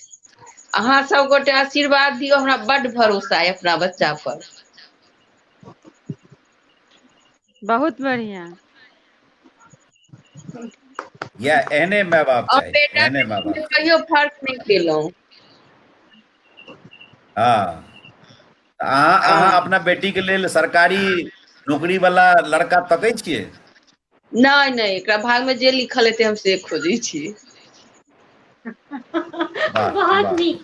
आ बेटी आ बेटी बहुत अपने बढ़िया। जीवन चला लेतै सेहो विश्वास मानै हेबाक छियै ने? चाही ने, अगर हेबाक चाही ने, किया तऽ अगर माय भरोसा नहि करथिन तऽ फेर सबसे पहिने तऽ माय बेटी के सबसे पहिल सखी होइ छै ने। अगर माय आ विश्वास मैं नहि सच्ची, करथिन, भरोसा नहीं करथिन, तऽ फेर और कियो नहीं कऽ पेते। माँ के तऽ अहम रोल छै ने बेटी के संगे। अब हाँ एक माँ अगर सोच लेलकै कि हमर बेटी के भविष्य नीक हेतै, तऽ ओ बेटी के भविष्य अवश्य नीक हेतै। ई हमर विश्वास अछि। इएह आशीर्वाद बिल्कुल दै जाइयौ सब। बिल्कुल हाँ। हाँ बहुत अच्छा, बिल्कुल। बहुत प्रीति आशीर्वाद। प्रीति प्रीति कैन यू हियर अस? प्रीति, अहाँ सुनि सकै छी? जी जी, सुनि रहल छी सर। एखन अपने हमरा सबके सरकारी बेटी नौकरी के वला सेल्फ एतऽ एकटा एखन मैंडेट बनि गेलै। आइ आजुका ई वेबिनार में एकटा मैंडेट एलै जे शिक्षा तऽ रहबे करे, लेकिन शिक्षा से बेसी जरूरी छै आत्मबल। जै बेटी में बिल्कुल आत्मबल बढ़ि जेतै, ओ बेटी अपन विवाह में दहेज माय बाप के नहीं दिअ देतै। एहि बिल्कुल पर अहाँके की प्रभाव अछि? क्या गप हमरा कहे के पहिल बात हाँ इएह छै, हाँ अगर हाँ बेटी इंडिपेंडेंट रहतै तऽ आत्मबल अपने से बढ़ि जेतै की। तऽ इंडिपेंडेंट बेटी के बनऽ पड़लै आ ओहि अहम भूमिका के रहै छै जे सोसाइटी के समाज के बारे में मतलब नहीं सुन के अपना बच्चा पर विश्वास कऽ कऽ बच्चा के आगा बढ़बै छै। साथ साथ बच्चों के कर्तव्य होइ छै जे मम्मी पापा के विश्वास के नहीं तोड़ब। ओ जे चीज ला नहीं हमरा तोड़ जेना पर्सनली हमरे काठमांडू पठेने छथिन, हम अकेले छियै, हमरा पर बहुत बेसी विश्वास कऽ के हमरा पढ़ल एतऽ पठेने छथिन, तऽ ओ सब अपन कर्तव्य कऽ लेलखिन। हमर आब कर्तव्य छै कि हुनकर विश्वास के आगा केना कऽ बढ़ाउ से। और बहुत लकी छी हम, हमर मम्मी पापा हमरा हरेक चीज में सपोर्ट करै छथि। शायद हम वाह गलत डिसीजन नहीं लेंगे, वाह खुश हेतै। बहुत तो बहुत रहे बहुत बात बहुत सुंदर, बहुत अहाँ जी अच्छा बहुत डिसीजन लै सुंदर, छी तऽ के बहुत पैघ साथ बात दैये। कहलियै। जी थैंक यू। हम जानकी जी के प्रति आभार प्रकट करै छी ज्योति जी। आइ जी हमरा बड्ड नीक लागि रहल अछि। हम भगवती जानकी जी के पराम्बा जानकी, जगत जननी जानकी, हमरा सब मिथिलावासी के लेल सबसँ पैघ आधार जानकी, हमर बहिन जानकी, हमर माय जानकी, हमर जी हर चीज जानकी, हमर रक्त, हमर अनुवांशिकी, हर चीज जानकी। और ताहि में आई ई गप खुलि के एलै सोझा, दहेज मुक्त मिथिला समूह खरखाही लूटऽ के लेल नहीं छै। हम बेर बेर कहै छी, नेतागिरी करऽ के लेल ई समूह नहीं छै। एतऽ झूठे के नाम कमाई के कोनो आवश्यकता नहीं छै। समाज में कनिकबो एकर प्रभाव पड़ि जाए, एकोटा परिवार दहेज मुक्त बनि जाए, ई आवश्यक छै। और हमरा बड्ड नीक लागि रहल अछि जे प्रीति सन के बेटी आगू आबि के, 3rd ईयर इंजीनियरिंग के स्टूडेंट आगू आबि के ई गप गछि लेलक जे बेटी के आत्मबल एना बढ़तै। राधिका सन के बेटी ई गप गछि रहल अछि जे बेटी के आत्मबल एहि तरह मजबूत छै। माय एहि तरह सपोर्ट केलखिन जे बेटी के आत्मबल एहि तरह मजबूत छै। दू बहिन, एखन अहाँ दुनू बहिन, भावना जी, ज्योति जी एतऽ प्रत्यक्ष छियै। और जय अहाँ के माता पिता के सपोर्ट भेटले, तैं आई दुनू बहिन एहि प्रकार के अपन अपन सेल्फ कॉन्फिडेंस के आधार पर आई संसार में अपन एकटा अलग परिस्थिति लऽ के बढ़ि रहल छियै। इहो एकटा बड्ड पैघ बात छै। भारती सन के बेटी, हमर गांव के संस्कार, कोई संस्कार से निकलल बेटी, लेकिन आई कतौ कोनो मामला में ककरो पाछा नहीं छै। आई हर तरहे ओ बहुत आगू छै, हमरा बहुत गर्व होइत अछि। तऽ हम एहि हिसाब से आब आगू एहि मुहिम के जे हमरा सबके लक्ष्य अछि जे एकरा जमीन पर गतिमान बनबऽ के लेल की करक चाही। एक एक मिनट में, मात्र एक एक मिनट में, भावना जी आवाज कनी कटले, की कहलिए? जमीन पर आवाज कनी अभियान कटि के गेल। गतिमान बनबऽ के लेल भावना जी की करथिन? जमीन आर अच्छा, हाँ, एमे बस इएह हेतै कि आर लोग के जोड़बै। अपन सबके जे व्हाट्सएप समूह छै, दिल्ली वाला समूह छै, एमे आर लोग के जोड़वाक छै। आर बहुत सारा परिचय आबै छै, लेकिन हम देख रहल छी, हम जहिया से जुड़लहुं हैं, हमरा ज्यादा दिन जुड़नाइ नहीं भेल है। हमरा लागैये 10 दिन भेल है। तऽ एहि 10 दिन में जे हम देखलियै हैं कि ज्यादा परिचय नहीं एलै हैं। हमरा लागैये मुश्किल से 5-6 परिचय एलै हैं। तऽ एहिमे कनी एक रत्ती वृद्धि हेबाक चाही। आर जतेक लोग जुड़थिन ओतेक जे छै से लड़की लड़का के परिचय एतै। आर ओहिमे जे छै से अपन सबके ज्यादा से ज्यादा योगदान हेतै दुनू लड़का लड़की के मिलाबै में, एक दूसरा के। क्योंकि शादी, जेना अहाँ कहलियै एखन कि शादी जे छै ज्यादा अहाँ पसंद छै जे दुनू फैमिली के एक दूसरा के फैमिली पसंद आवे, लड़का पसंद आवे, लड़की पसंद आवे। एहिमे अपना सब किछ नहीं कऽ सकै छियै, लेकिन एक दूसरा जतेक भी लड़का छै लड़की छै ओकरा जरूर अहाँ इकट्ठा कऽ सकै छियै, उनकर नजर में दऽ सकै छियै। आर इएह हम कहबै कि प्रयत्न इएह रहतै कि जते लोग जुड़तै अपन सबके ग्रुप में, ओते जे छै से ग्रुप के विकास हेतै। आर ओते जे छै दहेज मुक्त मिथिला बनतै। सब जते ग्रुप में, अगर मान लिअ ककरो दहेज ले के मन भी छै, लेकिन ग्रुप में देखते कि दहेज मुक्त शादी भऽ रहल छै, तऽ कनी एक रत्ती ओकरो मन में जे छै से भऽ जाइ छै कि नहि हम भी दहेज मुक्त ही शादी करी। जेना कि ग्रुप छै अपन सबके फेसबुक पर दहेज मुक्त मिथिला, तऽ हमरा लागैया जे बहुत आदमी जे शुरू में जुड़ने हेथिन तऽ उनकर विचार जे हेतै एना नहीं हेतै कि हम दहेज मुक्त शादी करबाबी अपन परिवार में, लेकिन एहि परिवार जहन एहि ग्रुप में जुड़लखिन, बहुत आदमी के देखलखिन, विचार भेलै, विमर्श भेलै, तऽ उनकर सोच भी बदलि जाइ छै।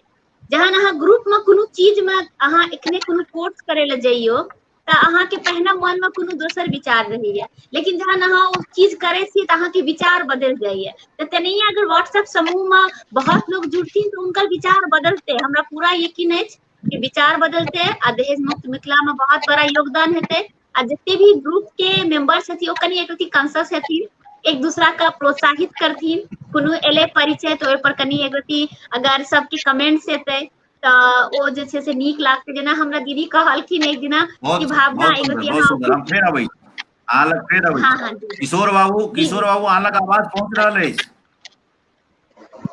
हाँ सर, आब हम जुड़लहुँ हैं, बीच में हमर किशोर बैटरी बाबू ऑफ हो गेल कैन यू, सर। हाँ हाँ, पूरा सुन कोनो रहल बात छी। नहीं। हम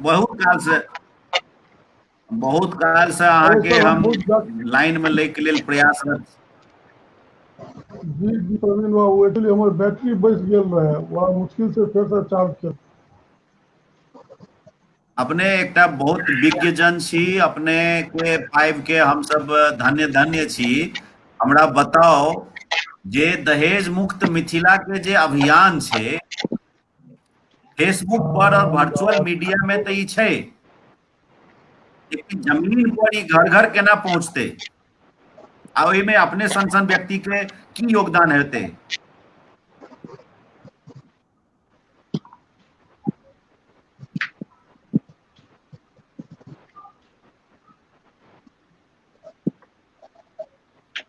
आवाजे नहीं जा रही है, हमार आवाज अहाँके अहाँके आवाज सुना आबि पड़ैया? पहुंचल? अहाँके आवाज नहीं हो रहा? आवाज आबि रहल यऽ अहाँके, अहाँ बाजियौ। हम पूछलहुँ जे जमीन पर ई अभियान के सक्सेस करय के लेल केना की करबाक चाही और अहाँके योगदान एहिमे की हेतै?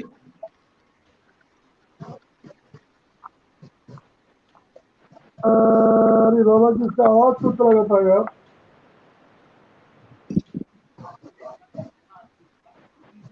हमरा लगे किशोर बाबू के लाइन ठीक नहीं छनि, ताहि दुआरे किशोर बाबू के प्रस्तुति हम सब नहीं लऽ पाबि रहल छी। इसका ज्योति आवाज जी, चला जाता ज्योति जी, ज्योति हाँ जी, वह प्रश्न थे अहूँ हाँ, लेल। जी जी हाँ जी जी जी समझ गेलिए। खास करके जेना अभी नहीं बोला हमरा अपन लग, ग्रुप पता में नहीं हमर जेना आवाज अहाँ लग जा रहल है कि नहीं। बच जी अहाँके आवाज आबि रहल छै।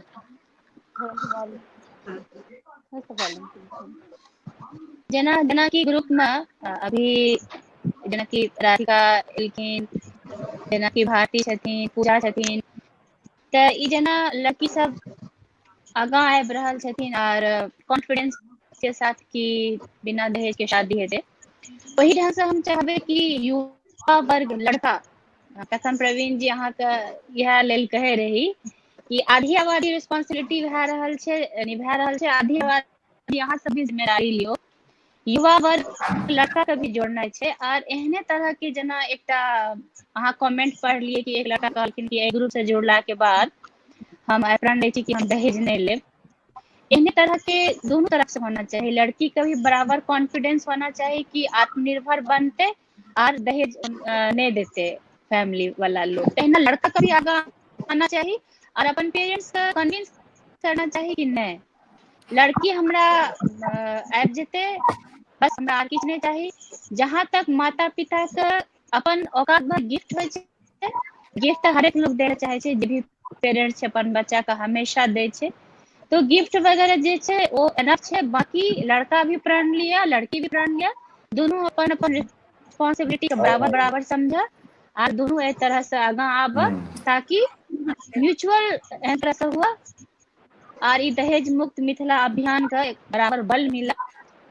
एहि द्वारा युवा वर्ग का लड़का का भी एहना जोड़ियो और ग्रुप का आर विस्तार दियो, और जे भी अपन सबके उपलब्धि आबै छै ओ उपलब्धि का आर जगह आर प्लेटफॉर्म पर शेयर करियो, ठीक है, नाम के गोपनीयता बरकरार रखे, ताकि आर भी लोग ऐसा प्रेरित हुआ और आर लोग के विचार बदला, आर लोग ऐसा अभियान से अपना आप जोड़ा। और ये चीज अगर एह तरह के ड्राइव शुरू होते एक न एक दिन सफलता जरूर मिलते, और बहुत दिन दूर नहीं है, बहुत जल्दी एहन तरह के सफलता मिलते, एहन तरह के जागरूकता जे लार्ज स्केल पर हम सब लेके चलल छिए, तो निश्चित रूप से सफलता मिलते। तो हमरा तरफ से यह पॉइंट भेल जे लड़का भी ओहिना जोड़ियो, लड़की का भी ओहिना जोड़ियो, दोनों अपन अपन थॉट रखते अपन पेरेंट्स के साथ। आज माँ के बहुत बड़ा रोल है, पेरेंट्स के बहुत बड़ा रोल है, ओकर ब्रॉट अप अपब्रिंगिंग एहन ढंग से करा लड़की के खास करके कि कॉन्फिडेंस और लवरेज रहे। राधिका जी जी राधिका जी, हम ज्योति जी के बात के आगू बढ़बे तो अहाँ से जाने लेल चाहब जे लड़का ते जुड़ल छे, लेकिन लड़का सबके प्रश्न बड़ा अल्टर होइ छे। कनी आवाज कट रहले फिर लड़का सबके लड़का ते जुड़ल छे, लेकिन लड़का के प्रश्न सब जे होइ छे, कंडीशन सब जे होइ छे, जेना आइए एकटा लड़का धीरज कर्ण नाम के, ओकर कहब छले जे लड़की से हो रोजगारी हेबाक चाही, लड़का से हो रोजगारी हेबाक चाही। अहाँ बड नीक तर्क देने रहिए जे लड़की के रोजगार के अभाव कहाँ छे, लड़की परिवार संभालते, लड़की घर के चलेते, लड़की बच्चा के जन्म देते, बच्चा के पोसते, लड़की घर परिवार और समाज के चलेते, एतेक के बाद और कोन रोजगार ओकरा लेल चलते। जे अहाँ चाहे छिए, लड़का के इच्छा छे जे इहो काज लड़की करो, ने जी। लड़की जना छे कि उनका कमे उम्र से अहाँ देखे थे गाँव में, शहरों में। आवाज सुन रहल छे? जी कहियो। हाँ, लड़की सबके देखे छिए, सब देखे थे कि शहर में हो, शहर में कनी एज हो पर, लेकिन गाँव में देखे घर के सम्हारा के, काज राज के बहुत सारा जिम्मेदारी उनका ऊपर रहे छे। हम देखे छिए कई गोटा के जे लड़का से बेसी लड़की के जिम्मेदारी रहे छे। लड़का के लोग पढ़ाबैया लिखाबैया, लड़कियों के पढ़ाबे छथिन, लेकिन उनका ऊपर जिम्मेदारी लड़का से बेसी रहे छे कमे उम्र में। तो लड़की के रोजगार के अभाव नहीं छे। अभी भी लॉकडाउन में जिनका जॉब नहीं यदि छे लड़की के, जिनका सबके जॉब अभी मतलब स्थगित भ गेल छे, ओ महिला सबके उनका सबके तो पूरा दिन काम वगैरह सब में उजराल रहे छथिन, चाहे कुमार हो चाहे शादीशुदा हो। लेकिन लड़का के उठना बहुत ज्यादा ही फ्रीडम छे, तकर बावजूदो यदि वो यह बात रखे छथिन कि बिना नौकरी वाली लड़की हमरा भेट रहले से नहीं, ओइसा नीक नौकरी वाली, तो बिल्कुल नौकरी जे लड़की करे छथिन तो ओपर टिक देबे के लिए जे घर के काज के संगे बाहर भी संभाल सके। एहि दुआरे हम दहेज मांगे छिए। ओ हुनकर इहो कहब रहे जे लड़की बेरोजगार भेटैया, दहेज के कारण यह छे। अहाँ सहमत छिए इस? जी नहीं, हम नहीं सहमत छी, बिल्कुल भी नहीं। क्यों तो सहमत छी? लड़की बेरोजगार छे तै दुआरे दहेज मांगल छै? बिल्कुल भी नहीं, लड़की बेरोजगार नहीं छथिन, कोन तरीका से बेरोजगार होबे नहीं करै छै, बिल्कुल भी नहीं। एही बात के हमरा उनका कनी अथी लाग गेल जे लड़की के देखलखिन, कहलखिन जे लड़की बेरोजगार शब्द लड़की लेल छैये नहीं। एकटा और टॉपिक के हम सब ज्योति जी के बात के हम सब सम्मान करे। लड़का एतऽ बहुत जुड़ल छै, लेकिन लड़का तखन बेहोश भ जाय छथिन जहन लड़की बेसी एक्टिव भ जाय छै। किछ तेहन लाग रहल है दहेज मुक्त मिथिला पर अहाँ सबके? ओकर एग्जांपल तो एखन के लाइव चैट में भी देखल जा सके। अपना एकटा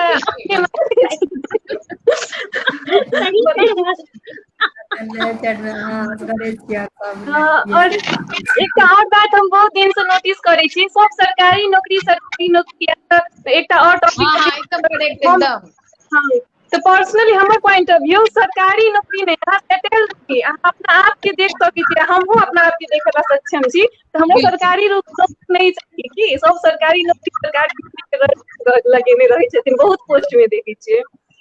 और एक और बात हम देखे छियै पोस्ट में जे कि वह मतलब लड़की किछ नहीं करे छै कि अगर लड़की जॉब नहीं जोड़ा करै छै तऽ ठीक छै अहाँ से विवाह करऽ ला तैयार ये, लेकिन बिना जॉब करैत लड़की जते काज करै छै ओते काज अहाँ करियौ ठीक छै, मतलब फर्क नहीं पड़तै। हम अहाँके खुआबि सकै छी कमा कऽ, लेकिन जेना हमरा से अहाँ घर चलबऽ के एक्सपेक्टेशन रखै छी तेना अहाँ चला के देखा दिअ।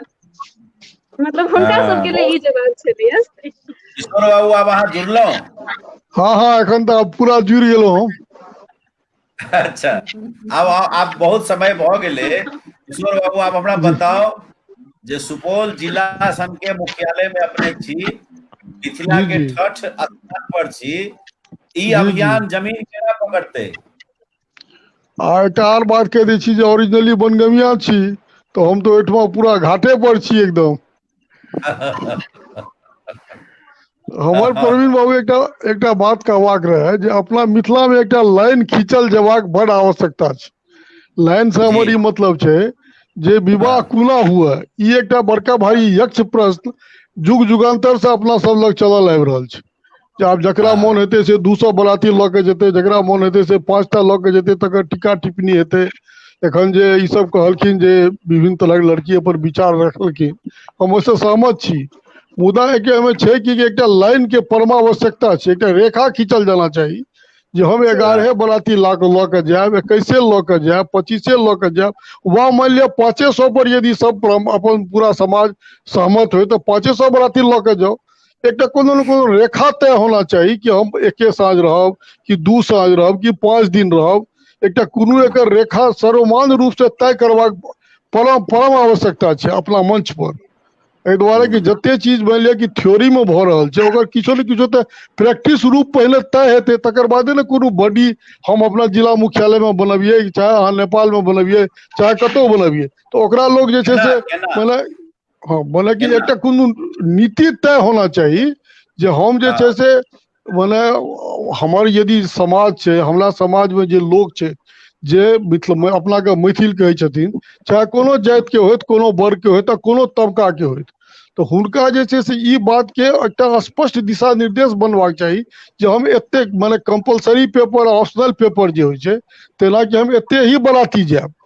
तो एकटा मान लिअ कि एकटा समाज में लेसन जेतै कि हेरो मैथिल ब्राह्मण के विवाह छियै तो ओ सब तो बुझते छियै 11टा बराती लऽ के एतै, दही चूड़ा खेते आ जेतै। तो ई समाज में एकटा बहुत बढ़िया लेसन जेतै। और जकरा जकरा जे मातबर छै से, जे गरीब छै से अपना ढंग से फिर रिसेप्शन करो तो वह अन्य तरह से खर्च करे के बहुत सारा स्कोप छै। लेकिन एकटा ई सर्वमान्य रास्ता तय कयल जाना चाही कि हम एते ही बराती जायब, 1 साँझ खायब कि 2 साँझ खायब, ई एकटा नीति निर्धारण होना चाही। जहन ई नीति निर्धारण हेतै जी, अपने के बात के हम जे बुझलिए ते अनुसार से कहे लेल चाहब, एकटा आदर्श विवाह पद्धति हम सब लिखबाक चेष्टा केने रहिए 2012 ईस्वी में। ओहि पर जनमत लेलिए। जी जी। एक हिसाब से एकटा फॉर्मेट बन गेले, एकटा ड्राफ्ट बन गेले जी। लेकिन वही ड्राफ्ट के ऊपर में गांव में जखन गेलिए, करीब 50टा गांव हम मिथिला ग्रामीण यात्रा केने छियै 4टा। जी जी। हम वही फॉर्मेट के वही गांव के लोग सबसे शेयर के लिए जी। गांव के लोग के कहब भेलै जे देखू अहाँ अपन बात राखि देलिए, आब हम सब आपस में बैसब, विचारब आ फिर जानकारी देब। जी जी। आल टाल सीधा बात जी। यानी गांव के लोक में दहेज एकटा इजी मनी जकां, इजी मेथड जकां, सहज रास्ता जे जल्दी में हमरा खेती भऽ जायत, टका पैसा गाइन के हम अपन काज कऽ के निबटि जायब। जी जी। एहि प्रकार के एकटा बहुत पैघ सहारा देखलिए हम। जी। एहन अवस्था में प्रवीण के कहब या दहेज मुक्त मिथिला के वो ड्राफ्टेड पॉलिसी सोझा में देला के बाद केकरो चाव रुचि ले के देखलिए हम। यह समस्या छै प्रवीण बाबू, एहि पर तो मान लिया कि पूरा माने दृढ़ प्रतिज्ञ हुआ पड़ते। जा ई लाइन नहीं खींचल जेतै ता कोनो इम्प्लीमेंटेशन भए नहीं सकते। अहिना अपना सब माने रंग बिरंग के प्लेटफॉर्म बनते, रंग बिरंग के तमाशा हेतै।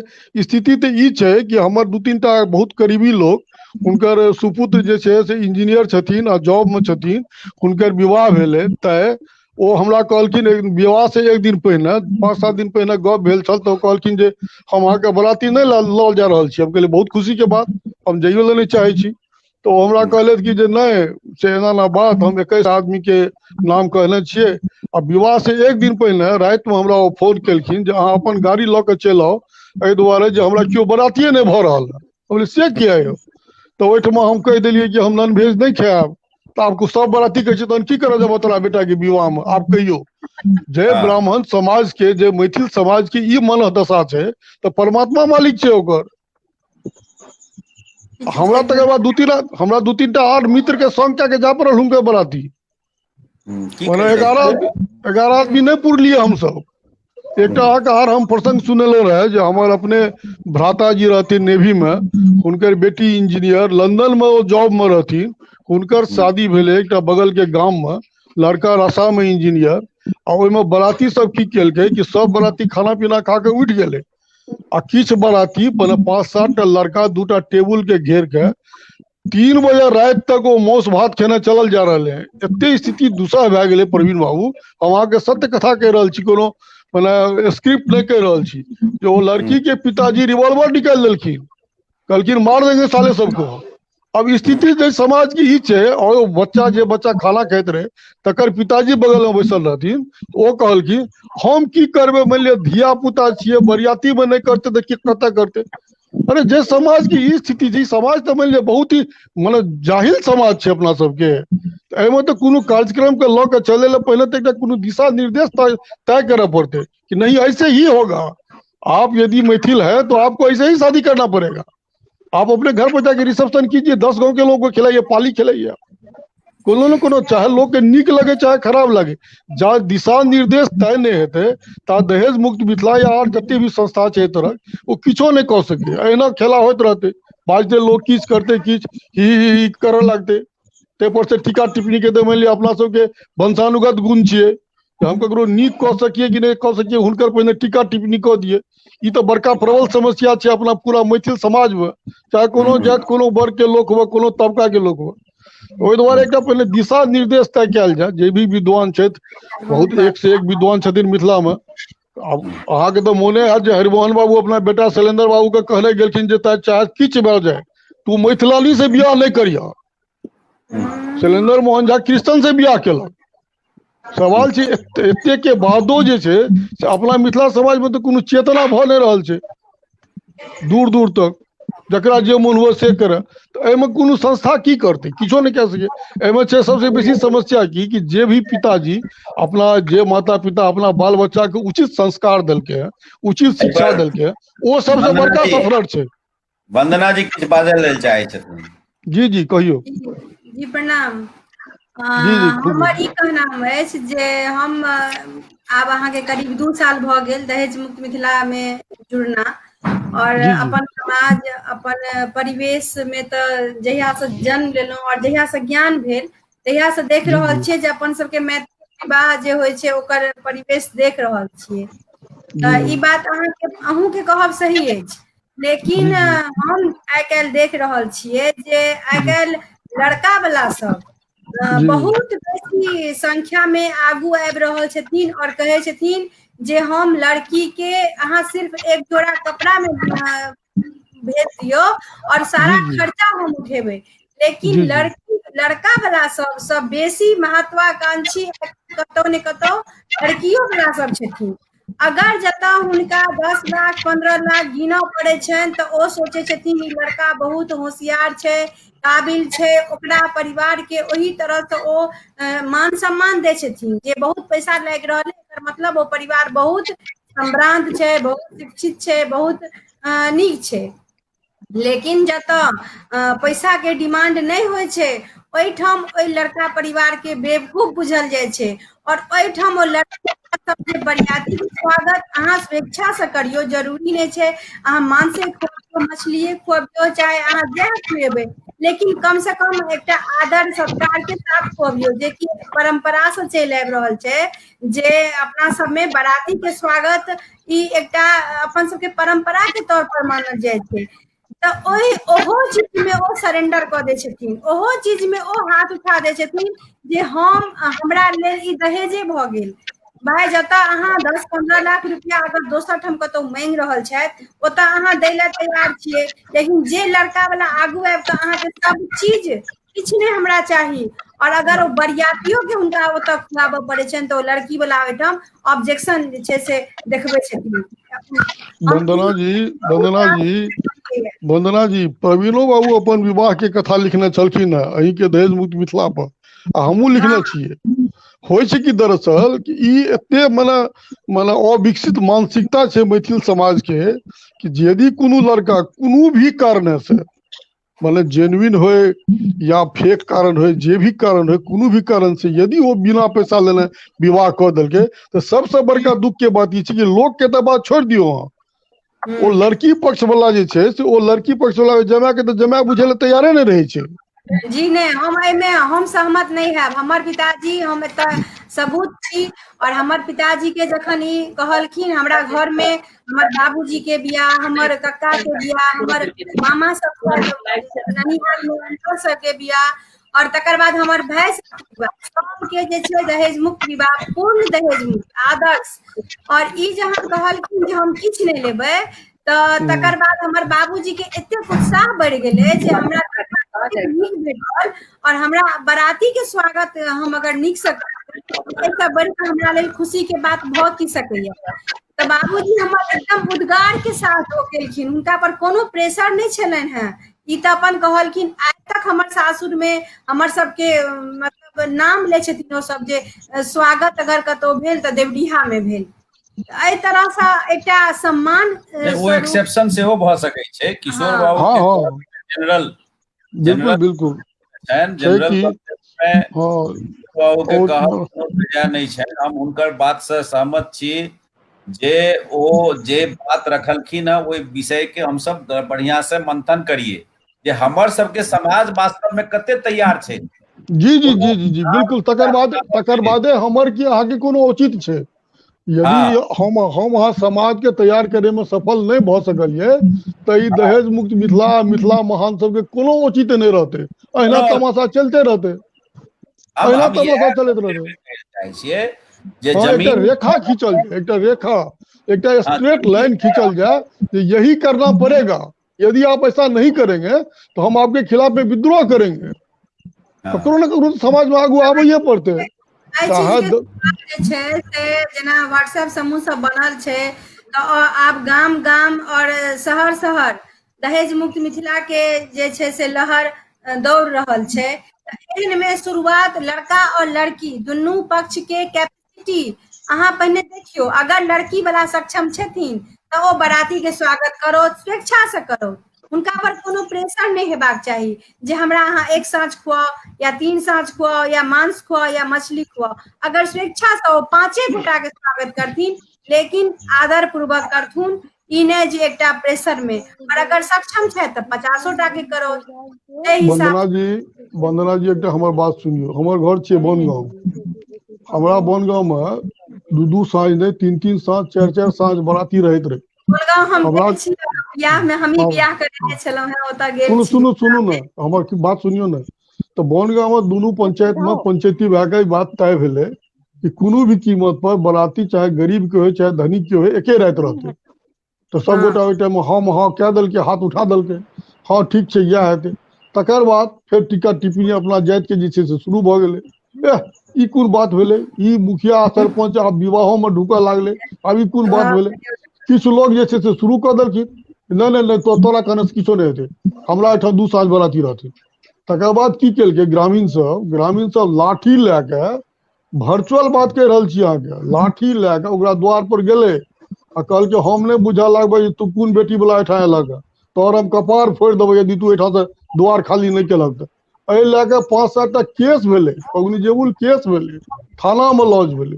इसने हमारे बराती को मारा, वो कल के हाँ हमने इसके बराती को मारा भेले। तकर बाद आप जाके मैंने हम अंदाज करे छे कि मोर देन 10 इयर्स लग गए ई बात का आत्मसात करे में कि नहीं बनगांव जा रहे हैं शादी करने के लिए तो एक ही रात रहना पड़ेगा। तो सवाल से कोनो न कोनो व्यवस्था में ककरो न ककरो तो आगू हुआ पड़ते। चाहे हम अहाँ टोल लेवल पर, समाज लेवल पर, जिला लेवल पर कमेटी बनाइए, लेकिन कोनो न कोनो आदमी वॉलंटियर के आगू जा पड़ते। नहीं होने देंगे ऐसे शादी, जैसे आप कहते हैं वैसे नहीं होने देंगे। शादी ऐसे होगा जैसे हम लोग कर रहे हैं, तकर बाद धीरे धीरे 10 साल लगे, 20 साल लगे। कनेक हस्तक्षेप करे छी। जी जी जी हस्तक्षेप एहि लेल करै छी जे समय के अब अंतिम आखिरी 25 मिनट हमरा सब लग अजुका वेबिनार के शेष अछि। जी एहि जी 25 मिनट में हमरा सबके कंक्लूजन तरफ जेबाक अछि। जी विमर्श बहुत भेलै, विचार और बात के अंत नहीं छे, हम सब जनै छी। आई 2011 ईस्वी 3 मार्च के ई परसेप्शन कंसेप्ट आगू एले जे हमरा सबके मिथिला में दहेज मुक्त हेबाक चाही। दहेज मुक्त मिथिला ककरो ठोंठ पकड़ के क्यों तो नहीं कह सकै छै किशोर बाबू जे अहाँ दहेज मुक्त भ जाओ। आग्रह क सकै छै, सत्याग्रह क सकै छै, अनुरोध क सकै छै, लेकिन केओ ककरो दबाव नहीं द सकै छै। हमर प्रवीण बाबू एक मिनट ओ अहाँ के मोन है जे हिंदुस्तान में सती प्रथा रहे आ बड़ा गौरव के बात रहे, बहुत सारा जाति ले, बहुत सारा वर्ग के लोग ले बहुत ही गौरव के बात रहे। लेकिन राजा राम मोहन राय एकमात्र आदमी रहे जे एहिठमा से ओ लंदन गेले, लंदन जाके पूरा कहानी कहलकै, कहला के बाद ओहिठाम से ऑर्डर करा के आनलकै।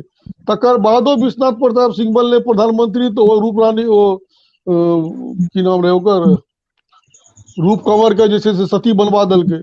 सवाल छै डेविएशन से अहाँ इनकार नहीं कह सकै छी, हेतै, लेकिन क्यों न क्यों तो ककरो न ककरो तो आगू बढ़ के जगह पर जा पड़ते कि नहीं हम जो कहते हैं, हमारी जो संस्था कहती है वैसा ही होगा, वैसे नहीं होने देंगे। हम अबै छी अपने के बात पर अबै छी। हम वह कहे चाहे छलहुं जे हमरा सबके ई कोनो ठोंठ दाबि के ककरो में परिवर्तन आना के ई अभियान नहीं छी।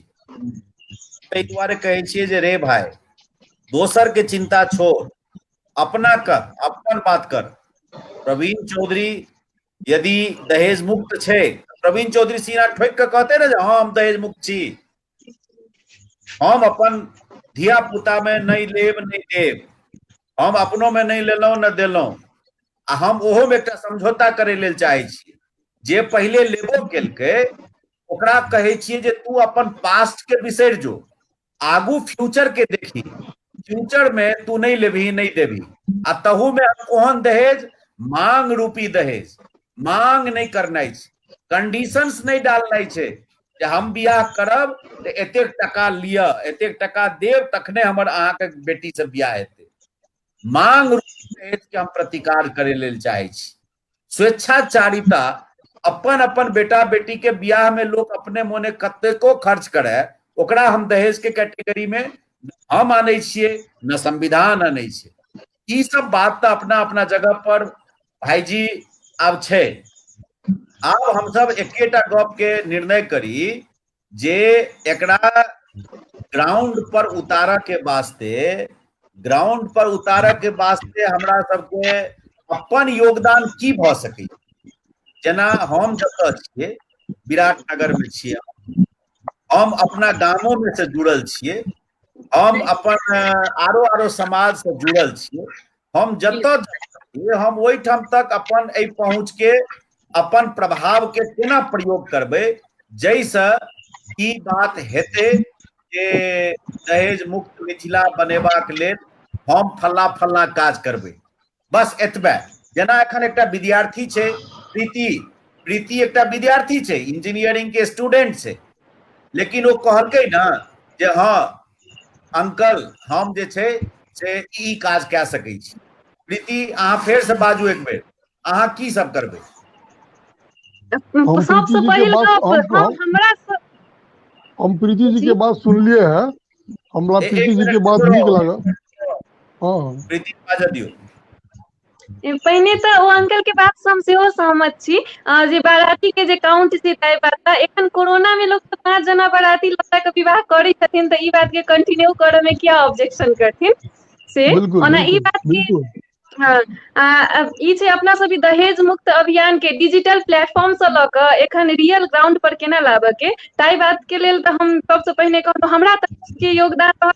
हमर जते कॉलीग छियै साथी सब हम सबके कन्विंस करब आ हम कहितो आयल छी जे अहाँ सब नहीं लिअ अहाँ सब नहीं दिअ प्लस हुनका सबके जे ई ऑब्जेक्शन छै कि हमर सबके माता पिता नहीं मानै छथिन तऽ हुनका सबके हम ई कहऽ चाहै छी हमरा एक अंकल पढ़थिन इंजीनियरे छथिन हम हुनका से ई टॉपिक पर डिस्कस केलियनि तऽ कहलहुँ मम्मी पापा नहीं मानथिन ओ कहलखिन तऽ हम कहलियै कि अहाँ एते स्ट्रांग बनू ने अगर अहाँ स्ट्रांग बनबै तऽ बेटा बेटी के कहल मम्मी पापा नहीं मानय वाला बहुत रेयर केस छै कि मानै छथिन।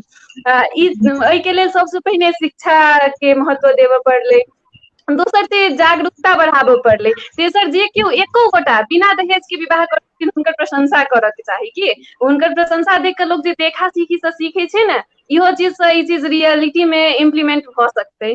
तेसर छै कि लड़का सबके अपने मतलब 4 नंबर में कहब आत्मसम्मान के बारे में सोचे चाही हम केना कऽ दोसर के लेल चीज से जे सब दिन हमरा लग रहबो नहीं करत दोसर के देल पैसा मांगल पैसा जे होइ छै ताहिसँ हम कते दिन गुजारा कर सकब ई बात पर मद्देनजर राखे चाही अपने आप हम कैपेबल छी कि नहीं छी एते कैपेबल चाही जे कि हम अपना आप के अपन वाइफ के अपन बच्चा के देख सकै छी कि तो बहुत सुंदर आत्मसम्मान लड़का चलो एकदम छोट छोट प्रवीण में बाबू चलो राधिका हाँ राधिका एक लाइन में प्रवीण बाबू राधिका इनका बात करी किशोर बाबू अहाँ लग अबै छी राधिका जी हम बिल्कुल इनकर बात से सहमत छियै दुनू के बात से जे बिल्कुल एकटा रेखा पारित हेबाक चाही कि बरियाती कते जाए ई बात बहुत बढ़िया कहलखिन है।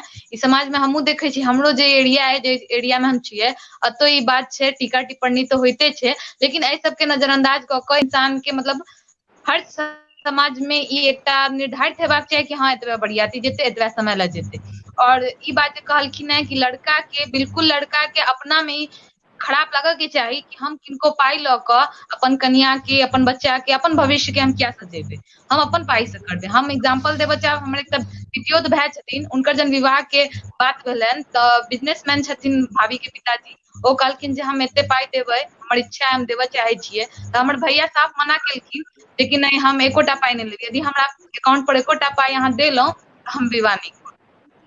तऽ ई चीज हमरा बहुत नीक लागल जे भैया एना कऽ कहलखिन बिल्कुल लड़का के ई बात हेबाक चाही लेकिन हम पाई नहीं ली हम दहेज मुक्त विवाह करी ई बात बहुत जरूरी छै। जी चलो प्रवीण बाबू भारती भारती एक एक खाली मिनट किशोर बाबू कंक्लूडिंग हाँ, तरफ छी अपना सब ठीक छै फेर ठीक अबै छै छी अहाँ लग अबै छी हम फेर आगे विचार लेब भारती हेलो हाँ भारती कहियौ आवाज जा रही है जी किशोर बाबू अपने कंटिन्यू करू। हमर सर ई कहे के मतलब छै जे दहेज मुक्त मिथिला के जे बायलॉज छै या कॉन्स्टिट्यूशन छै ओकरा भारत के कॉन्स्टिट्यूशन नहीं बनऽ देल जाए। अहाँ देखियो जे चीन अंतर्राष्ट्रीय स्तर पर देखियो कि चीन के ओहिठमा कोनो विद्रोह नहीं होइ छै भी तो दुनिया क्यों नहीं बुझे छै एहि दुआरे कि अपना नीति पर ओ पूरा दृढ़ संकल्प छै। तो जहाँ तक कोनो दृढ़ संकल्प नीति नहीं बनते तो भारत के संविधान वाला हालत भ जेते दहेज मुक्त मिथिला के संविधान के तो लिखले रहते कागज पर क्यों मानबे नहीं करते तो हम अहाँ असगरे की करबे फाई फाई क्या के हम नहीं लेबे हम तो बुझलिए नहीं लेबे हम जाने छी हम नहीं लेबे हम नहीं लेबे अपना धिया पुता के नहीं देबे तैसे की भ जेतै। समाज में चेतना आने ले ककरो न ककरो तो पहल करऽ पड़ते अहाँ करियो हम करियो युवा सब केओ मिल के करियो जो एहि पर स्ट्रिक्ट नहीं हेबे तो ई कोनो सुधार नहीं होय वाला छै दूर दूर तक।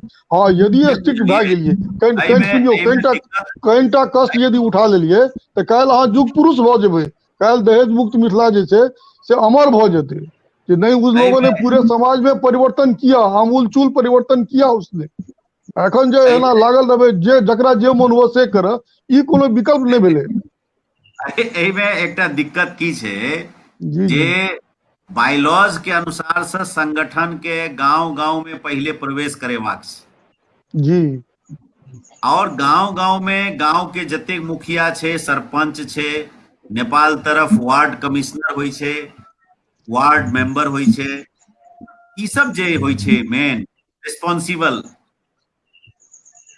हेलो हेलो कोनो भी हाँ भाईजी एकटा कमेंट अहाँ देखा रहल यऽ तऽ देखियो हाँ केओ गोटे लिखलथि हँ जे अहाँ जे इंटरकास्ट मैरिज के पोस्ट केने रही ओहि पर डिबेट करू और अपन बात दोबारा कहू।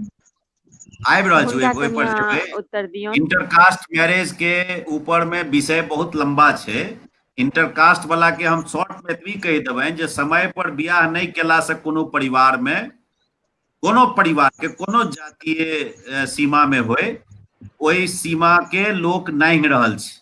और बहुत रास परिवार में आई के डेट में मजबूरी छै इंटरकास्ट मैरिज के। एकर एकटा लंबा डिबेट छै। एहि के लेल हम अगिला बिल्कुल। वेबिनार में एकटा वेबिनार एहि पर करबै। एहि पर जे चर्चा शुरू हेतै ती चर्चा एते खत्म नहीं हेतै ना। एहि पर तो बहुत लंबा चर्चा हेतै। हाँ हाँ, तो ताहि लए के बहिन एहि विषय के आई हम नहीं छुबै ले चाहे छी। हम ही हाईलाइट के लिए धीरज जी के कहब छलनि ई बात, हुनकर विषय के हम सामने में आनि देलिए मंच पर, जे कम से कम हुनकर बात के लोग बुझ जाओ। और हम जे कोनो बात रखलिए ओहि के पाछा हम क्लैरिफिकेशन दऽ दै छी। हम सब एकटा राइटर क्लास के लोग छियै, लिखै छियै, चिंतन करै छियै, विचार करै छियै कोनो बिंदु के ऊपर में, और तकर बाद समाजक यथार्थ स्थिति के सेहो देखै छियै, बहुत रास बात आकलन करै छियै। आइ कतेको परिवार में इंटरकास्ट मैरिज के बाध्यता किया छै, एहि विषय पर हम सब एकटा सेपरेट वेबिनार करबै। आई हमर सबके वेबिनार जे छै वो खाली एतबे गप पर छै जे हम की छियै। दहेज मुक्त मिथिला के एतेक पैघ जिम्मेदारी एखन किशोर बाबू देलखिन, लेकिन हम अहाँ पर्सनल कैपेसिटी में एकरा लेल जतऽ छियै ओतऽ की कए सकै छियै, ई महत्वपूर्ण सवाल छै। सवाल एहि पर हम सब आइ कंसंट्रेट कए रहल छी। भावना जी कहि देलखिन, ज्योति जी कहि देलखिन, प्रीति कहि देलकै, भारती कहि देलकै, राधिका कहि देलकै, किशोर बाबू कहि देलखिन। सब केओ अपन अपन विचार रखलहुं। और जतेक मेंबर एखन लाइव जुड़ल छी, हम तऽ सब गोटा से विनम्र अनुरोध करै छी जे बेसी नहीं, अहाँ अपन गांव के मुखिया, सरपंच, हरेक जाति के एक आदमी, महिला पुरुष मिला के 10 गोटे के हुए, 15 गोटे के हुए, 20 गोटे के हुए, एकटा निगरानी कमेटी बना दियो अपना अपना गांव में।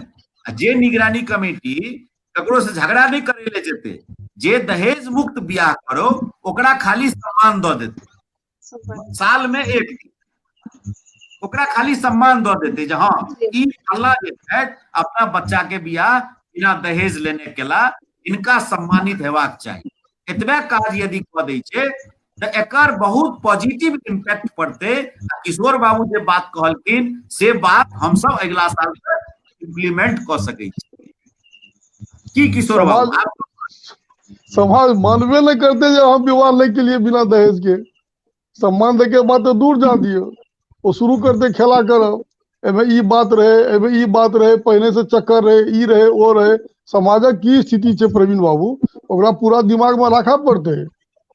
तै हम अहाँ के बार बार कह रहल छी जे अहाँ एमे कोनो दृढ़ बने स्ट्रांग लाइन खींचियो, ओहि में हमरा सबके जे सहयोग हो से करे ले हर तन मन धन से तैयार छी। जे समाज में एकटा कोनो स्ट्रांग लाइन खींच सकै छी अपना सब। कल्याणी प्लीज, कते स्ट्रांग छी हम सब, लाइन खींच सकै छियै?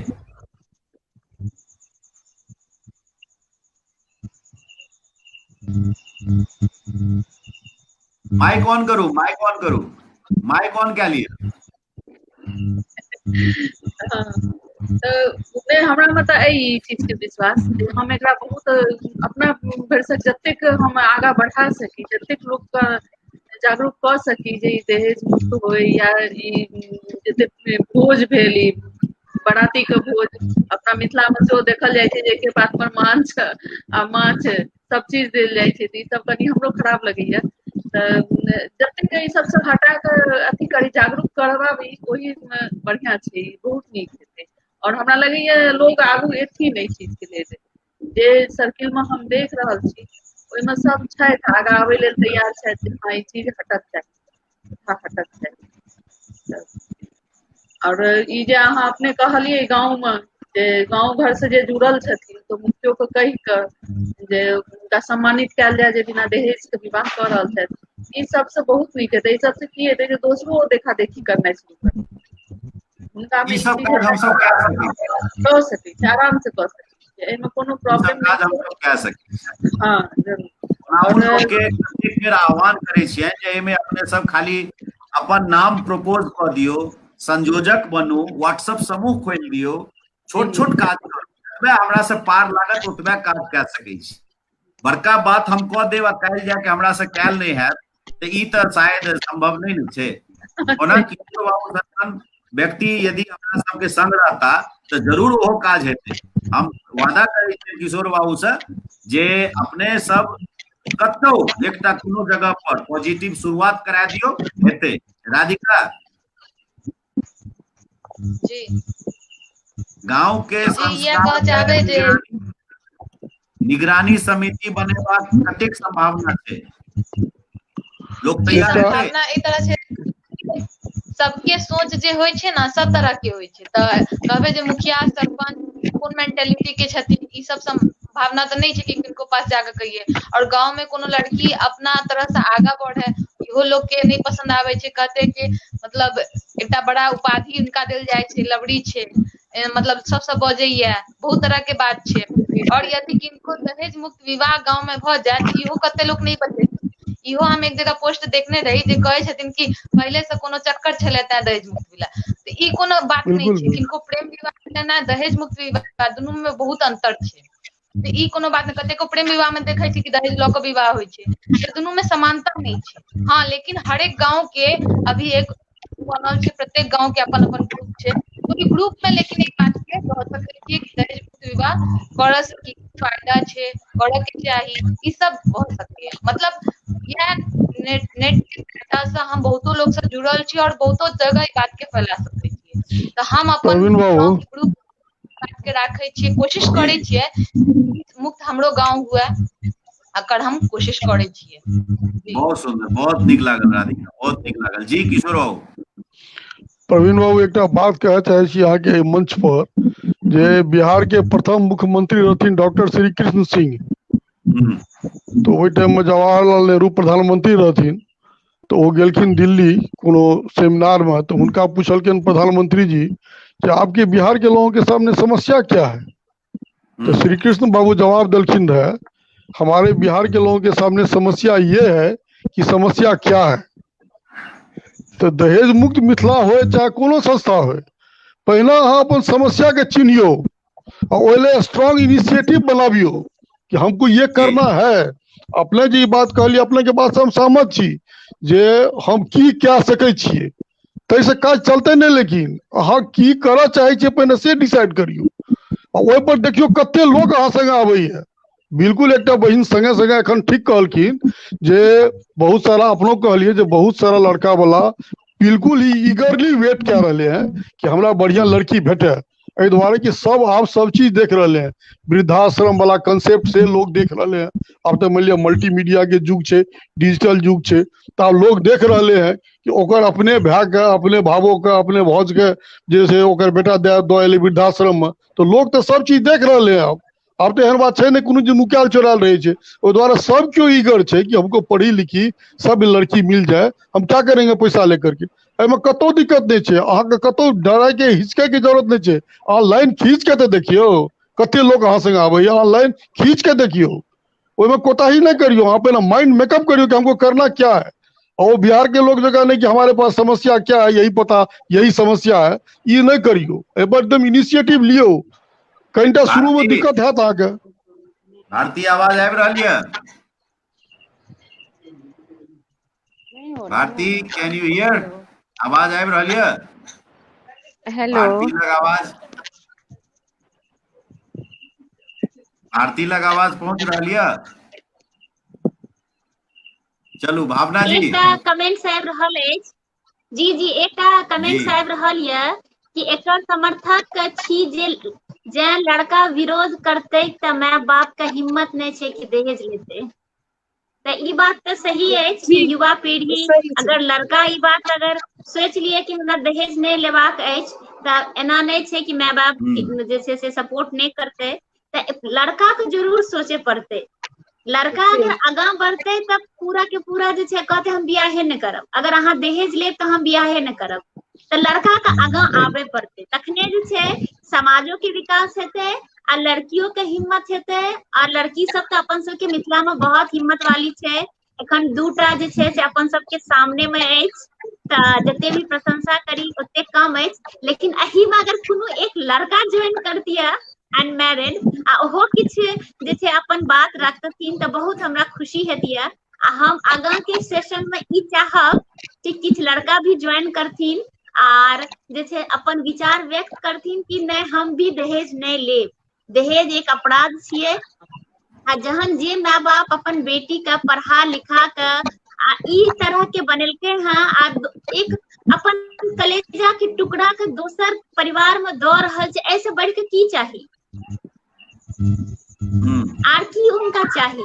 तऽ एहि वास्ते जे छै लड़का के आगाँ आबे पड़तै। एखन बहुत नीक ई गप कहलखिन, हमहूँ सुपौले से छी ई बात सही में बात छै कि बाराती जे छै बारात के नाम पर किछु लोग जे छै जानि बुझ के लड़की वाला के परेशान करेबाक लेल जे छै ई कनी कनी बदमाशी करे छै या शरारत कहियो या जे भी कहियो कि खाना वगैरह में हमरा ई नहीं पसंद, हमरा ई नहीं पसंद, हमरा ई चाही।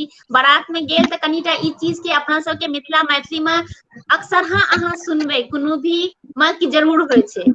एकर कनी एक रति विरोध हेबाक चाही जकर जे क्षमता छै। अहाँ एकटा आर चीज अहाँके कहब कि आब जेनाकि बारात 100 बारात छै 200 बारात छै आ कहत कि सबका कपड़ा जे छै से हेबाक चाही। फिर कपड़ा लड़की वाला खरीद के देत, हाँ ई कपड़ा में ई बुराई छै, ई कपड़ा ई नहीं नीक छै, एकर कलर नीक नहीं छै, एकर कपड़ा के क्वालिटी नहीं नीक छै। तऽ ई सब चीज जे एखन अपन सबके कुरीति, एकरा कुरीति ही कह सकै छी। ई कुरीति हटबाक चाही कि एतेक ज्यादा लड़की वाला पर प्रेशर नहीं हेबाक चाही। तऽ हम इएह कहब कि एहिमे जे छै अपन सबके लड़का लड़की दुनू जहन एतै आर अपना सब मिल के जहन करबै कोशिश तऽ एखनो सफल छी। एना नहीं छै कि सफल नहीं छी, लेकिन सफलता कहै छै ने पूर्ण सफलता मिल जेतै। तऽ ऐसे अपना सबके जे छै एक पूर्ण सफलता मिल जेतै अगर सब मिल के एहिमे जे छै से भागीदारी करी तऽ। जी भारती जी कोन सुपौल से छथिन? हम सुपौल कर्णपुर से छी, भावना कर्णपुर सुपौल। कर्णपुर से? अच्छा अच्छा अच्छा। जी जी जी अठे पर का गाम है। हाँ यौ हम चिन्है छियै, चिन्ह जेबै। लहटन चौधरी ओहिठाम का छला ने। अब कथी ले हुनकर नाम ला लेलियै ठाम, केहन बढ़िया काज सब भए रहल छै।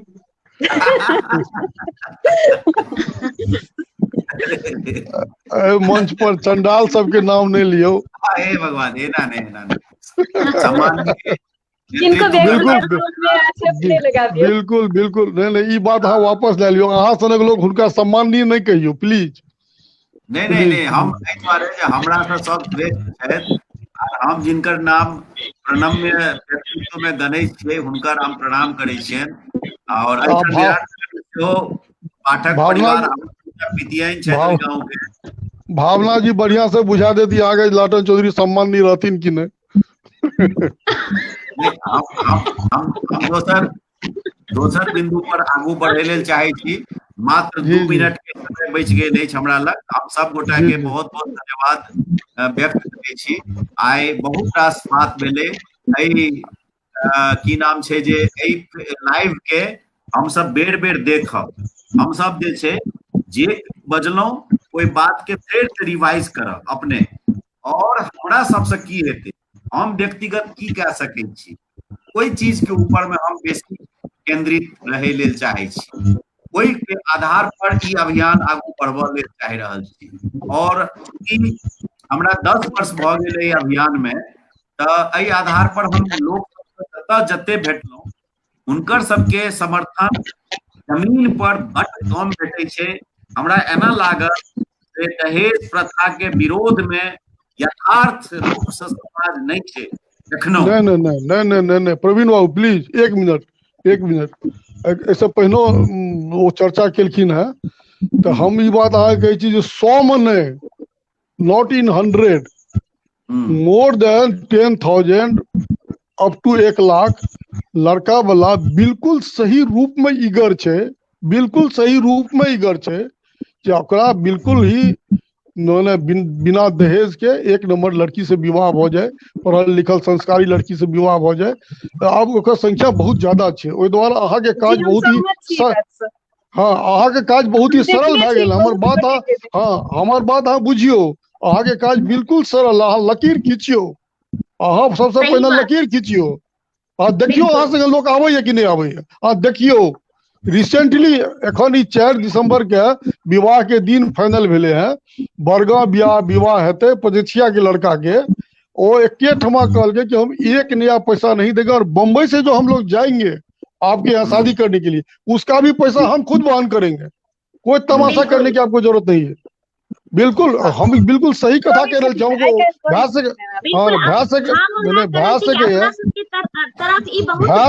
प्रवीण बाबू भए सके जे ओहि विवाह में हम बराती रही। हम कहलिए हुनका जे हम बराती नहीं जाब तो कहलखिन तो भरफोरी में अबै ना। हम कहलिए बिल्कुल अबै भरफोरी में, हम भरफोरी में अबै, लड़का लड़की के आशीर्वाद देबै हम। तो कहलखिन ठीक छै अहाँके हम अलाउ कए देलहुँ। 11 आदमी से ओ सब 3टा गाड़ी बुक केलकै है।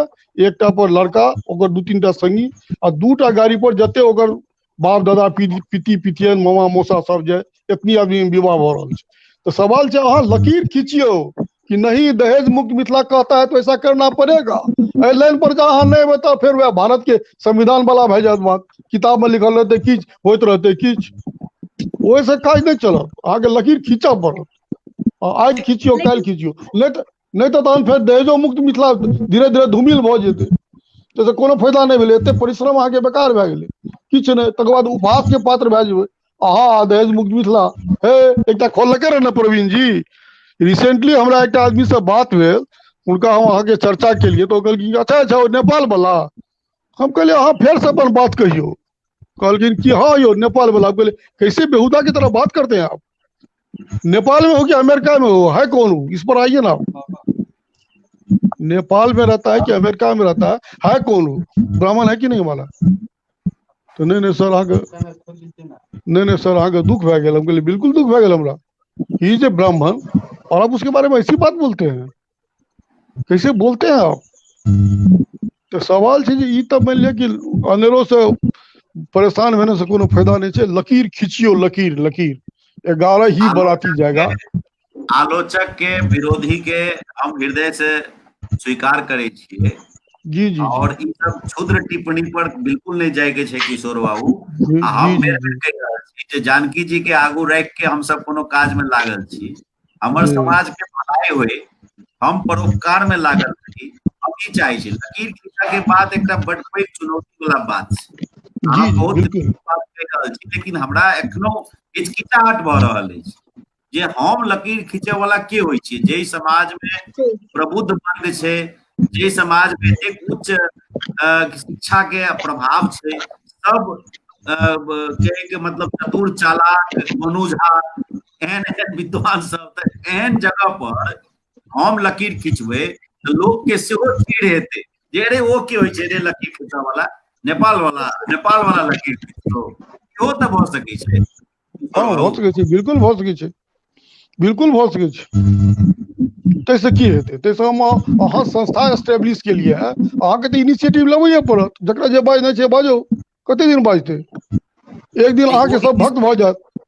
एक दिन अहाँ के सब देखियो वो इनिशिएटिव जाधर फ्रूटिफाई नहीं हेते जाधर हम सब जमीन पर संगठन मजबूत नहीं करते। संगठन मजबूत करने के दिशा में हम सब आज पहिल वेबिनार के लिए और हमरा बड़ी उम्मीद है जे वर्चुअल मीडिया के मार्फत हम सब जमीन पर उतरल चाह रहल छिए, ओई जमीन के लोग के कॉन्फिडेंस में लेबाक लेल हम भेलिए, अहाँ भेलिए, भावना जी भेलखिन, कल्याणी भेले, प्रीति भेले, राधिका छै, सब क्यों लागल छी ना। एमे क्यों एक गोटे के क्रेडिट ल के आगू बढ़ला से काज नहीं है।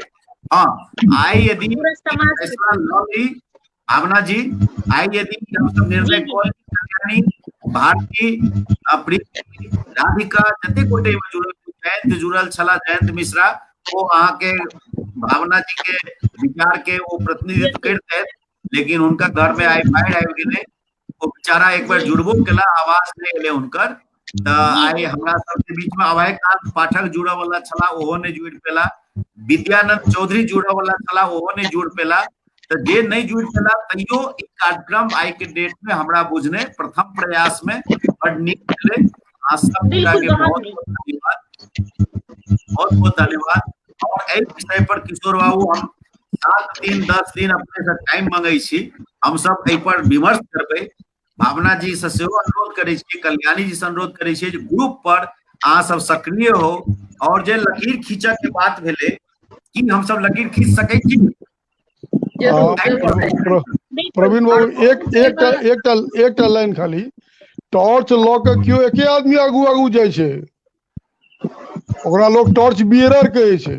अपने टॉर्च बियरर बनलिए हैं तो फिर टॉर्च के आगू पाछू किया करे छिए? तन सीधे चलियो, देखियो रोशनी में लोग चलते।